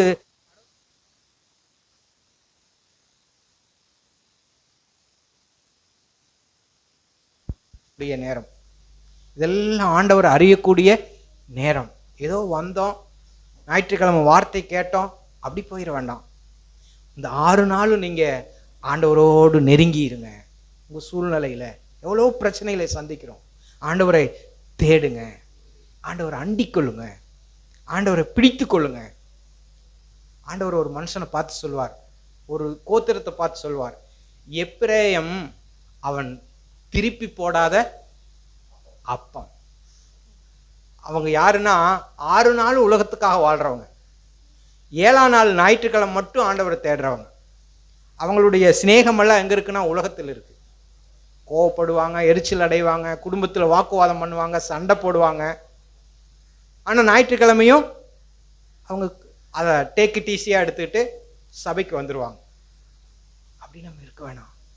6 நாளும் நான் எப்படி வாடுறேன் ஆண்டவரே, உங்களுடைய சமூகம் என்னிடத்தில் இருக்கு ஆண்டவரே, நான் இப்போ உங்களோடு இருக்க ஆண்டவரே, நான் வேலை ஸ்தலத்தில் இருந்தாலும் உமக்கு நான் முன்பாக வாழணும் ஆண்டவரே, நான் குடும்பத்தில் இருந்தாலும் ஆண்டவரே, நான் சந்திக்கிற ஒவ்வொரு பிரச்சனைகளும் உங்களை மகிமைப்படுத்தின ஆண்டவரே, உங்களுக்கு நான் நேரத்தை செலவிடணும் ஆண்டவரே, நான் ஒரு திருப்பி போடாத அப்பமா நான் இருக்க விரும்பல ஆண்டவரே.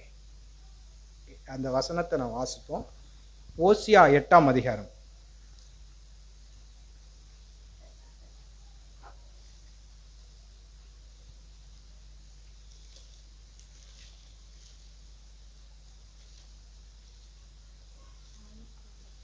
ஓசியா 7ஆம் அதிகாரம் 8வது வசனம், பக்கம் 1054 பக்கம். நீங்கள் எல்லாருமே எடுத்துக்கலாம். பழைய ஏற்பாட்டில் 1084 54 எல்லாருமே எடுத்துக்கலாம்.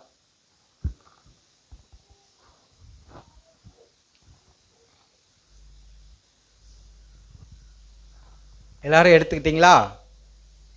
ரெண்டாவது, உங்களுக்கு படிக்க தெரிஞ்சதுன்னா நீங்கள் எல்லாருமே பைபிள் வச்சுருக்கணும். உங்களுக்கு வயசாயிட்டு அரை படிப்பு அரை கண் பார்வை இருந்தாலும் நீங்கள் நிச்சயமாக பைபிளை படிக்கணும். ஆண்டவருடைய வார்த்தைக்கு உங்களுக்கு நேரத்தை இடணும். நீங்கள் அப்படி செய்யணும்.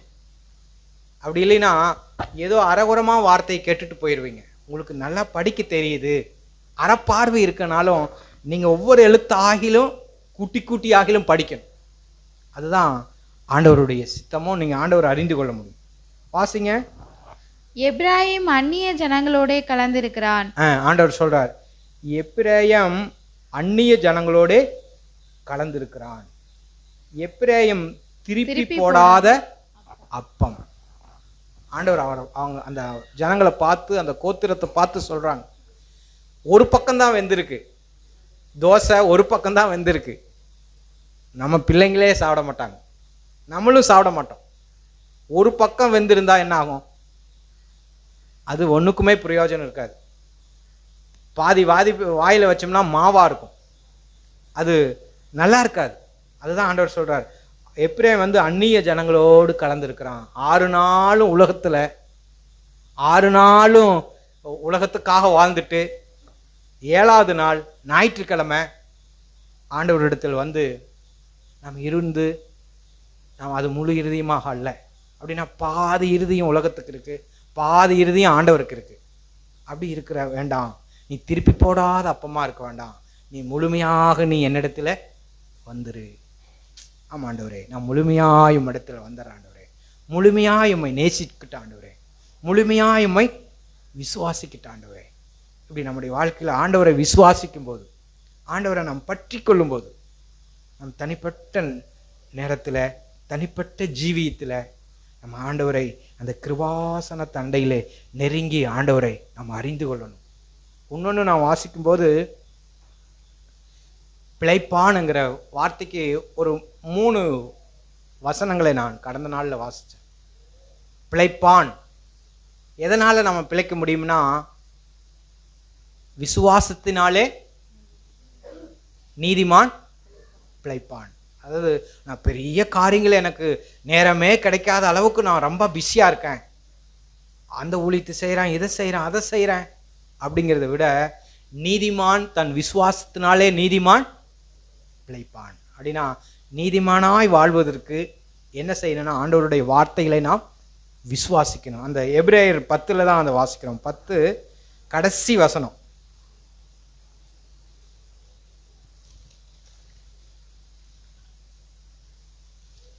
38. விசுவாசத்தினாலே நீதிமான் பிழைப்பான், பின்வாங்கி போவானானால் அவன் மேல் என் ஆத்துமா பிரியமாயிராது என்கிறார். நம்ம எவ்வளவோ காரியங்களை நம்ம செஞ்சிருந்தாலும் ஆண்டவர் என்ன சொல்றாருன்னா, விசுவாசத்தினாலே நீதிமான் பிழைப்பான். நமக்கு இப்போ ஒரு 20 வருஷம் ஆண்டவரை நம்ம விசுவாசித்து வாழ்றோம். 25வது வருஷம் நமக்கு விசுவாசமே இல்லை, ஆண்டவர் மீது விசுவாசமே இல்லைன்னு வச்சுங்க, ஆண்டவர் பிரியமா இருப்பாரா?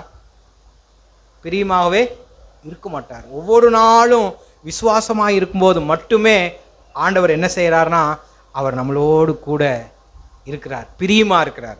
ஆனால் நான் விசுவாசிக்கல, எனக்கு அவ்விசுவாசம் இருக்கு, நான் திருப்பி போடாத அப்பமா இருக்கேன், நான் மனம் திரும்பாத ஒரு மனுஷனா இருக்கேன், என் பாவங்களை குறித்து உணர்வு இல்லை, மனம் திரும்புதல் இருதயம் இல்லை, நம்ம கேட்டது போல அந்த நொறுங்குண்ட ஆவி இல்லை, நொறுங்குண்ட ஆவியும் பணிந்த ஆவியும் என்கிட்ட இல்லை அப்படின்னா ஆண்டவர் என்ன செய்வார்னா, அதில் பிரியமே இல்லை. அதான் நாம் வாசிக்கிறோம், விசுவாசத்தினாலே நீதிமான் பிழைப்பான்.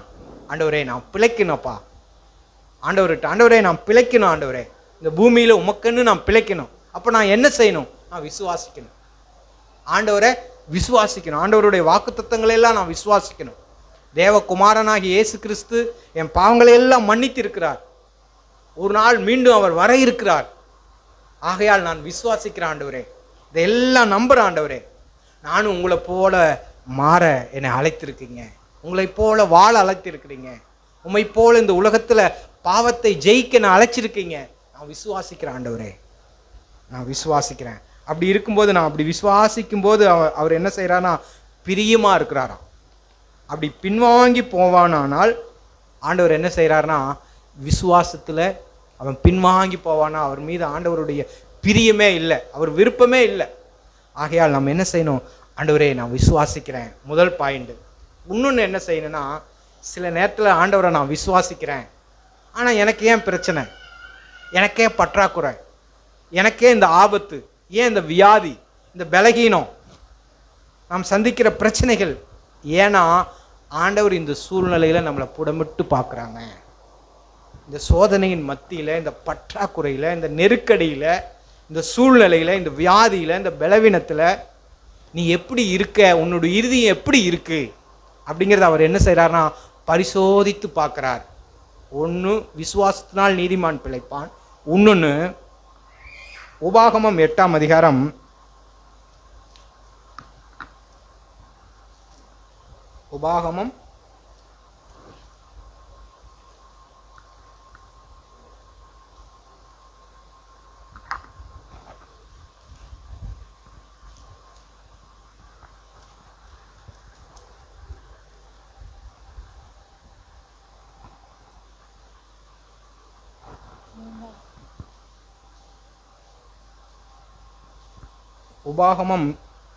8:1-2-3 வாசிங்க. உன் தேவனாகிய கர்த்தர் எல்லாரும் எடுத்துக்கங்க, எல்லாம் பக்கம் சொல்லுங்க. 234 பக்கம், பழைய ஏற்பாடு, எல்லாருமே எடுத்துக்கணும். உங்களுக்கு பைபிள் இல்லாதவங்க, உங்களுக்கு பைபிள் தேவைப்பட்டால் எங்ககிட்ட தனிப்பட்ட விதத்தில் சொல்லுங்கள், நம்ம பைபிள் வாங்கிக்குவோம். எல்லாருமே பைபிளை வாசிக்கணும். ஒருத்தவங்க வாசிக்கும் போது அது எத்தனாம் அதிகாரம் என்ன வசனங்கிறத நம்ம கட்டாயம் வாசிக்கணும். வாசிமா. உன் தேவனாகிய கர்த்தர் உன்னை சிறுமைப்படுத்தும்படிக்கும் தம்முடைய கட்டளைகளை நீ கைக்கொள்வாயோ கைக்கொள்ள மாட்டாயோ என்று அவர் உன்னை சோதித்து உன் இருதயத்தில் உள்ளதை நீ அறியும்படிக்கும் உன்னை இந்த 40 வருஷமளவும் வனாந்தரத்திலே நடத்தி வந்த எல்லா வழியையும் நினைப்பாயாக. ஆண்டவர் சொல்றார், நீ என் கட்டளையை கை கொள்வாயோ கை கொள்ள மாட்டாயோ என்று அவர் என்ன செய்யறாருன்னா சோதித்து பார்க்குறாரு. ஒரு செம்மையான இடத்துல நம்ம இருக்கும்போது எப்பவுமே நமக்கு ஒரு சந்தோஷம் இருக்கும். ஆனால் ஒரு தாழ்வான இடத்துல, ஒரு பற்றாக்குறையுள்ள இடத்துல, ஒரு நெருக்கத்தில், ஒரு இடுக்கத்தில் இருக்கும்போது நமக்கு என்னன்னா அவர் நம்மை சோதிக்கும் போது வருத்தம் ஏற்படும். நம்முடைய மனசு அலப்பாயுது, கஷ்டப்படுது, துக்கப்படுது. இதை தான் ஆண்டவர் என்னடா பரிசோதிக்கிறார். பரலோகத்திலிருந்து தேவன் பரிசோதிக்கிறார். நீ செம்மையாய் இருக்கும்போது உனக்கு ஒன்றும் தெரியல, ஆனால் நீ வறுமையான ஒரு நெருக்கமான இடுக்கமான சூழ்நிலையில் இருக்கும்போது நீ எப்படி இருக்கிற அப்படிங்கிறத நான் பரிசோதிக்கிறேன்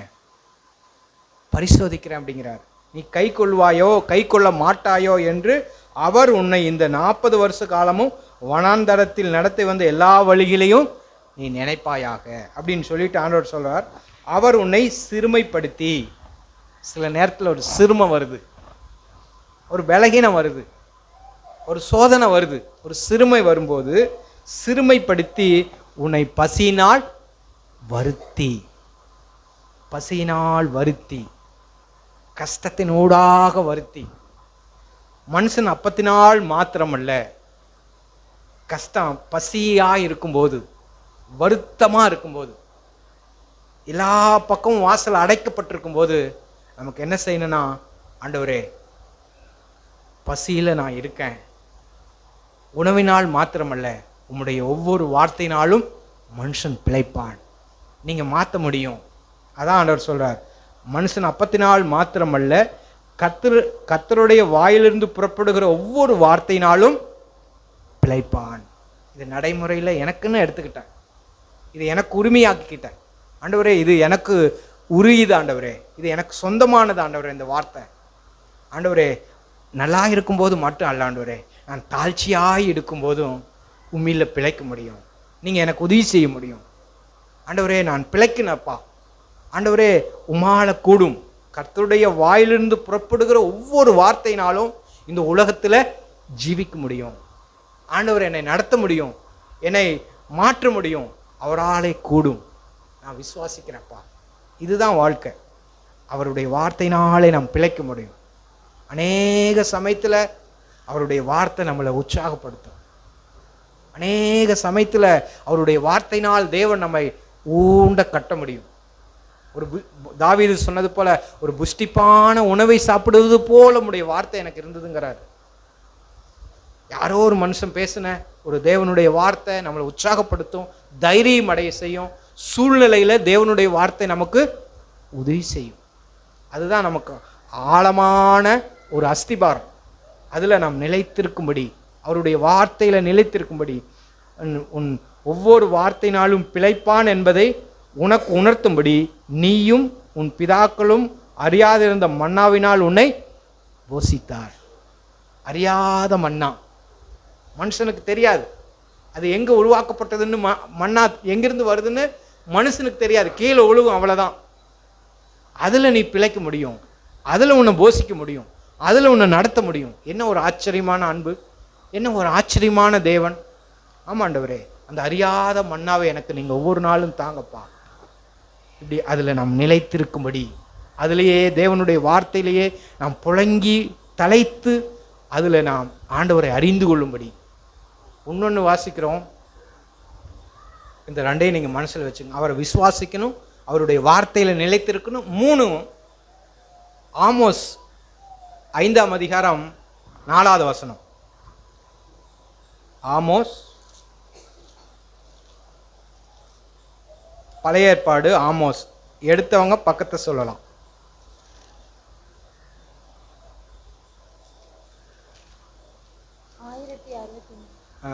இதை நான் சொல்கிறேம்மா.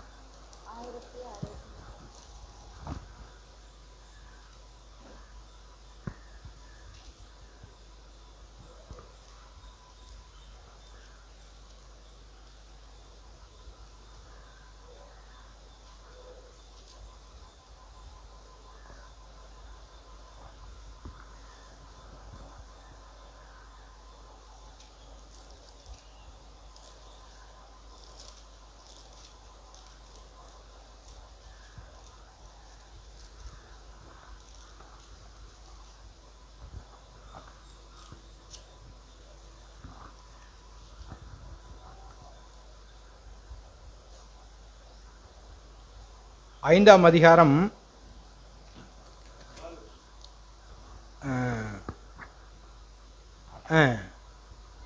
5:4 வாசிங்க. பக்கம் 1066. தெரியாதவங்களுக்கு 1066 பக்கம், 5ஆம் அதிகாரம் 4வது வசனம். கர்த்தர் இஸ்ரவேல் வம்சத்தாருக்கு சொல்லுகிறது என்னவென்றால், என்னை தேடுங்கள், அப்பொழுது பிழைப்பீர்கள்.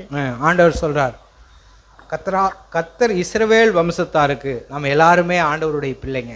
இயேசுவின் ரத்தத்தால் கழுவப்பட்ட நம்ம எல்லாருமே பிதாவுக்கு பிள்ளைகளாக இருக்கிற நமக்கு அந்த பரம தகப்பன் சொல்லுகிற வார்த்தை என்னன்னா, இஸ்ரவேல் வம்சத்தாருக்கு சொல்லுகிறது என்னவென்றால், நீ என்னை தேடுங்கள், அப்பொழுது நீங்கள் பிழைப்பீங்க. நம்முடைய வாழ்க்கையில் ஒவ்வொரு சமயமும் ஆண்டவரை தேடும்படி, ஆண்டவரை நாம் அறிந்து கொள்ளும்படி. நாம் தேடுறதுன்னா ஆண்டவரோடு பேசுறது, ஜெபத்தில் வேத வார்த்தையில் அவரோடு பேசுகிறது. ஒரு மனுஷனோடு பேசுகிறது போல நம்ம ஆண்டவரோடு பேசுறது. சில பேருக்கு ஜெபம் பண்ணுறதுன்னா என்னன்னு தெரியாது. உங்கள் பிரச்சனையை முழங்கால் படியிட்டு ஆண்டவர்கிட்ட ஒரு அப்பா கிட்ட சொல்கிறது. உங்கள் அப்பா கிட்ட எப்படி சொல்வீங்களோ மனம் விட்டு, அதுபோல் அப்பா இந்த பிரச்சனை இருக்குது, பரலோக தகப்பனே இந்த பிரச்சனை இருக்குது, இந்த சூழ்நிலையில் நான் இருக்கேன், நீங்கள் எனக்கு உதவி செய்யுங்க. அல்லது உங்கள் பிள்ளைகளுக்கு ஒரு வியாதி, ஒரு சூழ்நிலை, இதெல்லாம் நீங்கள் நம்ம பரம தகப்பனிடத்தில் அப்படியே சொல்வது. அதுதான் ஆண்டவர் சொல்கிறார், நீங்கள் என்னை தேடுங்கள், அப்பொழுது நீங்கள் பிழைப்பீர்கள். நம்ம அவரை தேடும் போதெல்லாம் அவர் நமக்கு சமயமாக இருக்கிறார், நமக்கு தூரமாக இல்லை. எத்தனையோ சூழ்நிலையில் ஆண்டவர் பார்த்துருக்கோம், அவர் சமயமாகவே இருந்திருக்கிறார். நெருக்கத்தில், கஷ்டத்தில், சூழ்நிலையில் அவர் நமக்கு சமயமாக இருந்திருக்கிறார். அதனால் நாம் பிழைக்கும்படி அவரை நாம் தேடுவோம். நம்மளுடைய தனிப்பட்ட வாழ்க்கையில் நம்ம அநேக ஆண்டுகள் நாம் சபைக்கூடி வந்திருந்தாலும், நம் கிறிஸ்துவ குடும்பத்தில் நாம் பிறந்திருந்தாலும், நாம் நெருக்கமாக இருந்தாலும், நம் தனிப்பட்ட வாழ்க்கையில் இயேசுவை அறிந்திருக்கிறோமா? இயேசுவுக்கு உங்களுடைய இருதயத்தில், உங்களுடைய உள்ளத்தில் இடம் இருக்கா? அவரை நீங்கள் பின்பற்றும்படி உங்களுடைய முழு இருதயத்தையும் அவருக்கு தரீங்களா? அதை நீங்கள் சோதித்து பாருங்கள். ஆண்டவரோடு உங்களுடைய மனதையும் உங்களுடைய சிந்தையும் ஒப்பிடுங்க. ஒப்பிட்டு அவரிடத்துல மனம் திரும்பிடுங்க. ஆண்டவரே, என் மனசு உங்களுக்கு தர ஆண்டவரே, உலகத்துக்கு அல்ல ஆண்டவரே, மனுஷனுக்கு அல்ல ஆண்டவரே, உமக்கு தர ஆண்டவரே, நீங்கள் இதில் குடிகொள்ளுங்கப்பா. ஆண்டவரே, நீர் என்னோடு வாசமாக இருங்க ஆண்டவரே, என் உள்ளத்தில் வாங்க ஆண்டவரே, உங்களோடு நான் நெருங்கி ஜீவிக்க உதவி செய்யுங்க ஆண்டவரே. இப்படி ஆண்டவரோடு நெருங்கி ஜீவித்திடுவோம். ஒரு ஒரு ஒரு விசுவாசியை குறித்து நான் கேள்விப்பட்டேன். அவங்களுக்கு போலியோ, அந்த குழந்தைக்கு அவங்க தாயார் நம்பிக்கையோடு விசுவாசத்தோடு ஜெபம் பண்ணாங்க. ஆண்டவரே, என் பிள்ளை நடக்கணும்ப்பா, அவனுக்கு நீங்கள் உதவி செய்யுங்கன்னு சொல்லி விசுவாசித்து ஜெபித்தாங்க. அடுத்தது என்ன செய்தாங்கன்னா, அந்த பிள்ளைக்கு ட்ரைனிங்கும் கொடுத்தாங்க. ஒவ்வொரு நாளும் நடக்க, எழுந்து உட்கார வைக்க, இதை ஒவ்வொரு நாளும் பழக்கிக்கிட்டே ஜெபம் பண்ணுவாங்களாம். பார்த்து பார்த்து ஜெபம் பண்ணுவாங்களாம். ஆண்டவரே, நீங்கள் உயிரோடு இருக்கிறீங்க, என் சூழ்நிலை வேணால் தடுமாறி இருக்குது, ஆனால் நீங்கள் உயிரோடு ஜீவிக்கிறீங்கப்பா, நான் நம்புகிறேன் ஆண்டவரே. ஒரு தாய், ஒரு விசுவாசி, ஆண்டவரே என் பிள்ளை பிழைக்கணும் ஆண்டவரே, நன்றாக காலில் பிழைக்கணும் ஆண்டவரே. அந்த தாயுடைய மாறாத விசுவாசம், தைரியம், அவன் என்ன செய்தானா, ஒவ்வொரு அடியும் எடுத்து வச்சான், நடக்க பிரயாசப்பட்டான், கடைசி அவன் நடக்கவும் செய்தான். ஆண்டவர் அவனை குணமாக்கினார். ஓட்ட பந்தயத்தில் அவன் போய் சேர்ந்தான். முதல் 3 வருஷமும் முதல் ஃபர்ஸ்ட் வாங்கினான். அவன் யாருன்னா ஒரு விசுவாசியினுடைய பிள்ளை. அவங்க தாய் ஒரு விசுவாசி. அந்த விசுவாசத்தினால் அவன் நடந்தான், ஆண்டவரை பின்பற்றினான். எவ்வளோ பெரிய சந்தோஷம் பாருங்க. அந்த தாய்க்கு கோல்டு மெடல் 3 முறை வாங்கியிருக்கான். அவனுடைய நம்பிக்கை விசுவாசம் தேவன் மேலே இருந்தது. அதை தேவன் கனப்படுத்தினார். இப்படி நம்முடைய வாழ்க்கையிலையும் ஆண்டவரை முழுமையாய் அறிந்து கொள்ளும்படி, ஆண்டவரே உதவி செய்யுங்கப்பா, அந்த விசுவாசம் வேணும். இன்னொரு மகளை குறித்து கேள்விப்பட்டேன். அது உலகம். எக்ஸாம் நீட் தேர்வு எழுதுனாங்க. எழுதிட்டு வந்து கேரளாவில் நடந்த சம்பவம். அவங்க உலகத்தார் நல்லா தேர்வு எழுதிட்டு வந்திருக்காங்க. அந்த வீட்டுக்கு வந்து மறுநாள் என்ன செஞ்சாங்கன்னா, அந்த தாளை ஒப்பிட்டு பார்த்தாங்க. கேள்வி பதிலுக்கு என்னங்கிறது ஒப்பிட்டு பார்த்தாங்க. ஒப்பிட்டு பார்த்துட்டு மார்க் வராதுன்னு சொல்லி சூசைடு பண்ணிக்கிட்டாங்க. மார்க் வராதுன்னு சொல்லி அவ்விசுவாசத்தில் சூசைடு பண்ணிக்கிட்டாங்க. அது என்னாச்சுன்னா, கொஞ்ச நாள் போய் அவங்க மறிச்சிட்டாங்க. கொஞ்ச நாள் போய் ரிசல்ட் வந்தது. அந்த கேரளா மாநிலத்திலேயே அந்த பெண் தான், அந்த பொண்ணு தான் ஃபஸ்ட்டு மார்க்கான். ஆனால் பிசாசு அவங்கள துக்கப்படும்படி, வேதனைப்படும்படி அப்படியே விட்டுட்டான். அது மாதிரி எப்படின்னா, ஆண்டவர் விசுவாசித்தவங்க என்ன ஆயிட்டுனா தோல்வியிலிருந்து மீண்டு வந்துட்டாங்க. அதுதான் நம்முடைய ஆண்டவர். உயிரோடு இருக்கிறவர். தோல்வியிலிருந்து, முடியாத சூழ்நிலையிலிருந்து மேலே வந்தாங்க. ஆனால் முடிகிற சூழ்நிலையிலிருந்து கீழே போயிட்டாங்க. அதான் பிசாசு அழிக்கவும் கொல்லவும் வருகிறான் என்று வேற ஒன்றுக்கும் வரான். இப்படி நம்முடைய வாழ்க்கையில் தைரியமாய் அவரை கிட்டி சேர்ந்து, ஆண்டவரே நான் பிழைக்கணும்ப்பா. பிழைக்கிறதுக்கு 3 வழி சொன்னேன். ஒன்று அவரை விசுவாசிக்கணும், இன்னொன்று அவருடைய வார்த்தையை கை கொள்ளணும், 3 அவரை தேடணும். இதில் நம்ம செய்யும்போது நாம் பிழைக்கும்படி கிறிஸ்துவுக்குள்ள எல்லாரும் பிழைக்கிறாங்க. ஆனால் ஆண்டவருக்குள்ள நாம் பிழைக்கணும். இயேசு கிறிஸ்துவுக்குள்ள நான் பிழைக்கணும். அப்படி நமக்கு ஒவ்வொருவருக்கும் உதவி செய்வாராக. ஆமென்.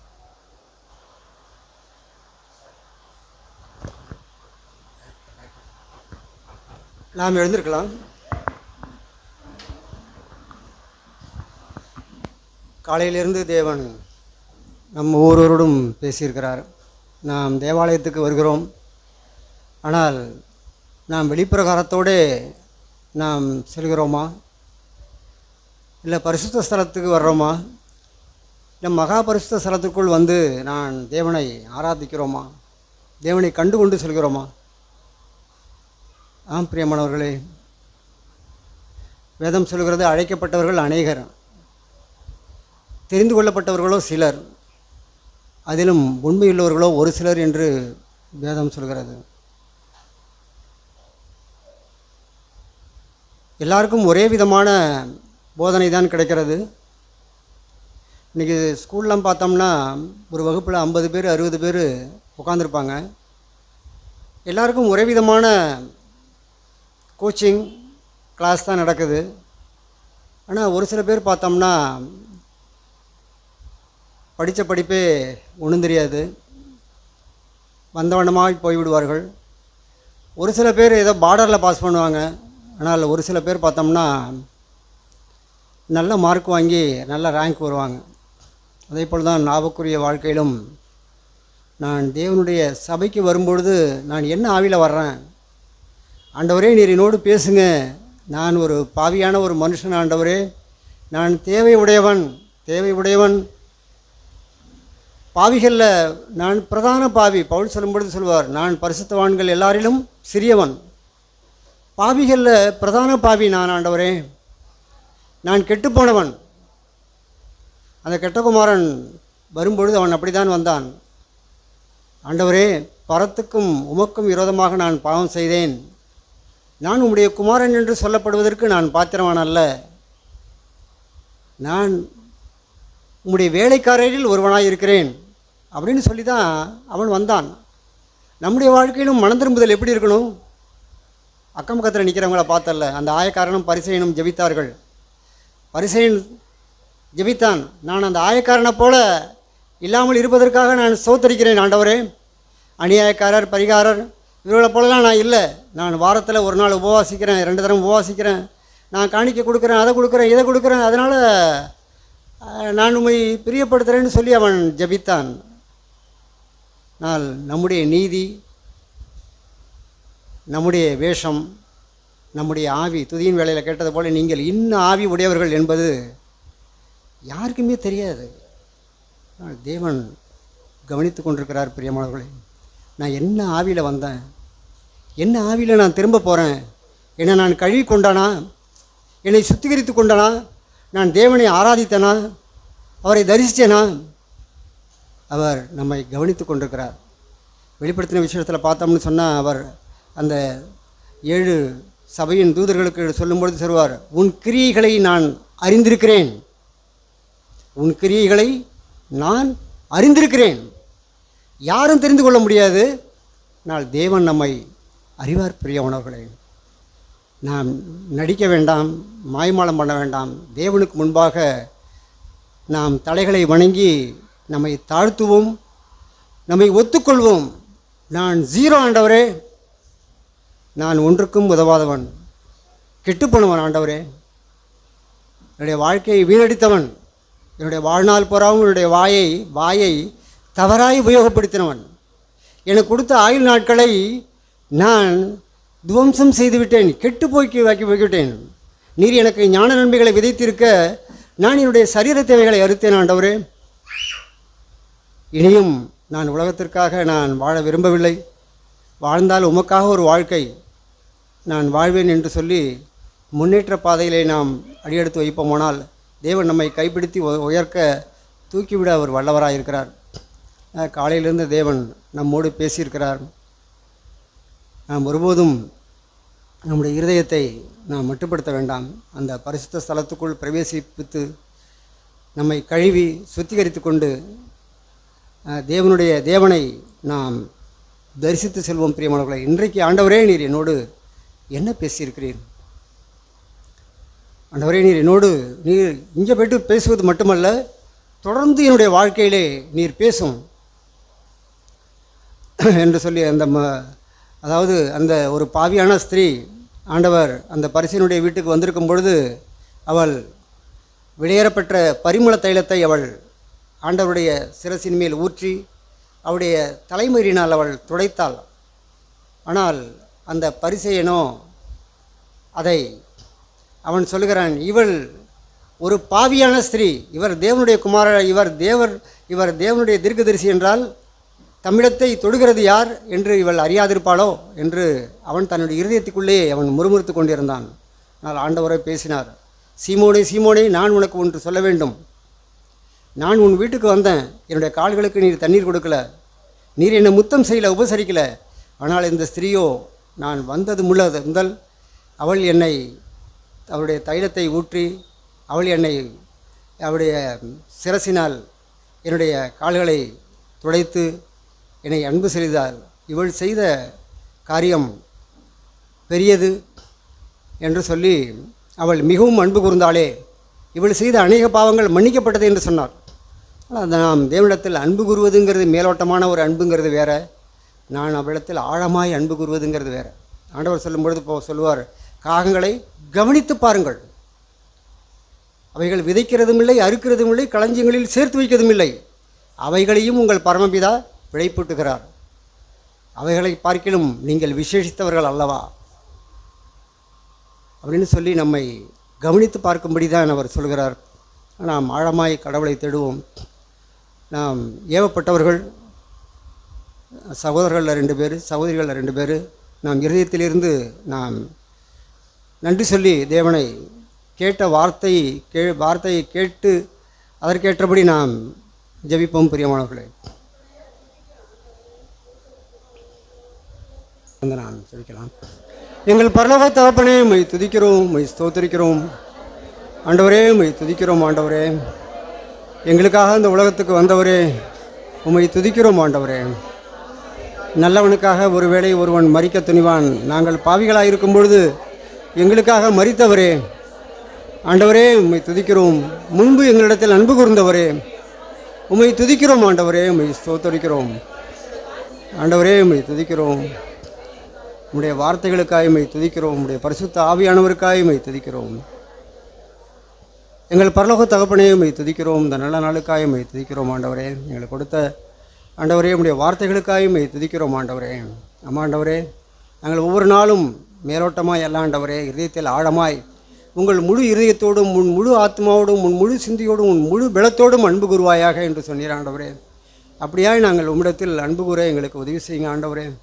ஆண்டவரே, நீர் பரிசுத்தராக இருக்கிறீர், நாங்களும் பரிசுத்தராக இருக்க எங்களுக்கு உதவி செய்யுங்க. பரிசுத்தம் இல்லாமல் ஒருவனும் தேவனை தரிசிப்பதில்லையே ஆண்டவரே. தகப்பனே, எங்களுக்கு உதவி செய்யுங்க. எங்களுடைய வாழ்க்கையை நாங்கள் சுத்திகரித்து கொள்ள, பரிசுத்தப்படுத்தி கொள்ள பரிசுத்த ஆவியானவர் தாமே எங்களுக்கு ஒவ்வொரு நாளும் ஆண்டவரே நீர் உணர்த்தி வைக்க வேணுமாய் வேண்டிக் கொள்கிறோம் ஆண்டவரே. பொல்லாதவர்களாகிய நீங்களே உங்கள் பிள்ளைகளுக்கு நல்ல ஈவுகளை கொடுக்க அறிந்திருக்கும் பொழுது பரலோகத்தில் இருக்கிற நான் பரிசுத்த ஆவியை கொடுப்பது அதிக நிச்சயம் அல்லவா என்று சொல்லியிருக்கிறேன் ஆண்டவரே. ஒவ்வொரு நாளும் ஆண்டவரே உம்முடைய ஆவியினால் நிரப்பப்பட்ட ஒரு வாழ்க்கை வாழ்ந்துற, ஆவியின்படி நடக்க எங்களுக்கு உதவி செய்யுங்க. ஒவ்வொரு நாளும் உமக்கு பிரியமுள்ள ஒரு வாழ்க்கை வாழ்ந்துற உதவி செய்யுங்க ஆண்டவரே. நீர் ஒவ்வொரு சூழ்நிலையிலும் பிதா என்ன சொல்லுகிறீரோ அதையே நீர் செய்தீர் ஆண்டவரே. தகப்பனே, எங்களுக்கு அப்படிப்பட்ட ஒரு வாழ்க்கையை தாங்க. எங்களுக்கு கொடுக்கப்பட்ட தவணை நாட்களுக்காக உம்மை துதிக்கிறோம் ஆண்டவரே. ஆமாண்டவரே, எங்களுடைய ஆயுள் நாட்கள் உம்முடைய கரங்களிலே இருக்கிறது ஆண்டவரே. நாளைக்கு நாங்கள் இருப்போமா இல்லையா என்பது எங்களுக்கு தெரியாது. நாங்கள் நிர்மூலமாக அது இருப்பது உம்முடைய சுத்த கிருபை ஆண்டவரே. உம்முடைய இரக்கங்களின் நிமித்தம் நாங்கள் பிழைத்திருக்கிறோம் ஆண்டவரே. எங்களுடைய ஆயுள் நாட்களை கூட்டி கொடுத்திருக்கிறீர். நாட்களிலும் ஒவ்வொரு நாளும் நாங்கள் மனம் திரும்பவும் மறுரூபமாகவும் உம்முடைய சாயலுக்கோப்பாய் நாளுக்கு நாள் மாறவும் எங்களுக்கு அனுக்கிரகம் பண்ணுங்க ஆண்டவரே. தகப்பனே, உம்முடைய நாமம் மையப்படட்டும் ஆண்டவரே. வந்திருக்கிற ஒவ்வொரையும் கூட ஒவ்வொருவரோடு நீர் பேசும் ஆண்டவரே. அவர்கள் என்ன தேவையோடு பிரச்சனையோடு வந்திருப்பார்களோ அவர்களை சந்தியும் ஆண்டவரே. தகப்பனே, எங்களுக்கு கொடுக்கப்பட்ட நல்ல ஆகாரத்துக்காக கூட நன்றி. படைத்த கரங்களை ஆசீர்வதியும் ஆண்டவரே. உம்முடைய நாமம் மையப்படட்டும். இயேசு கிறிஸ்து நாமத்தில் ஜெபிக்கிறோம் எங்கள் ஜீவனுள்ள நல்ல பிதாவே. ஆமென். ஆமென்.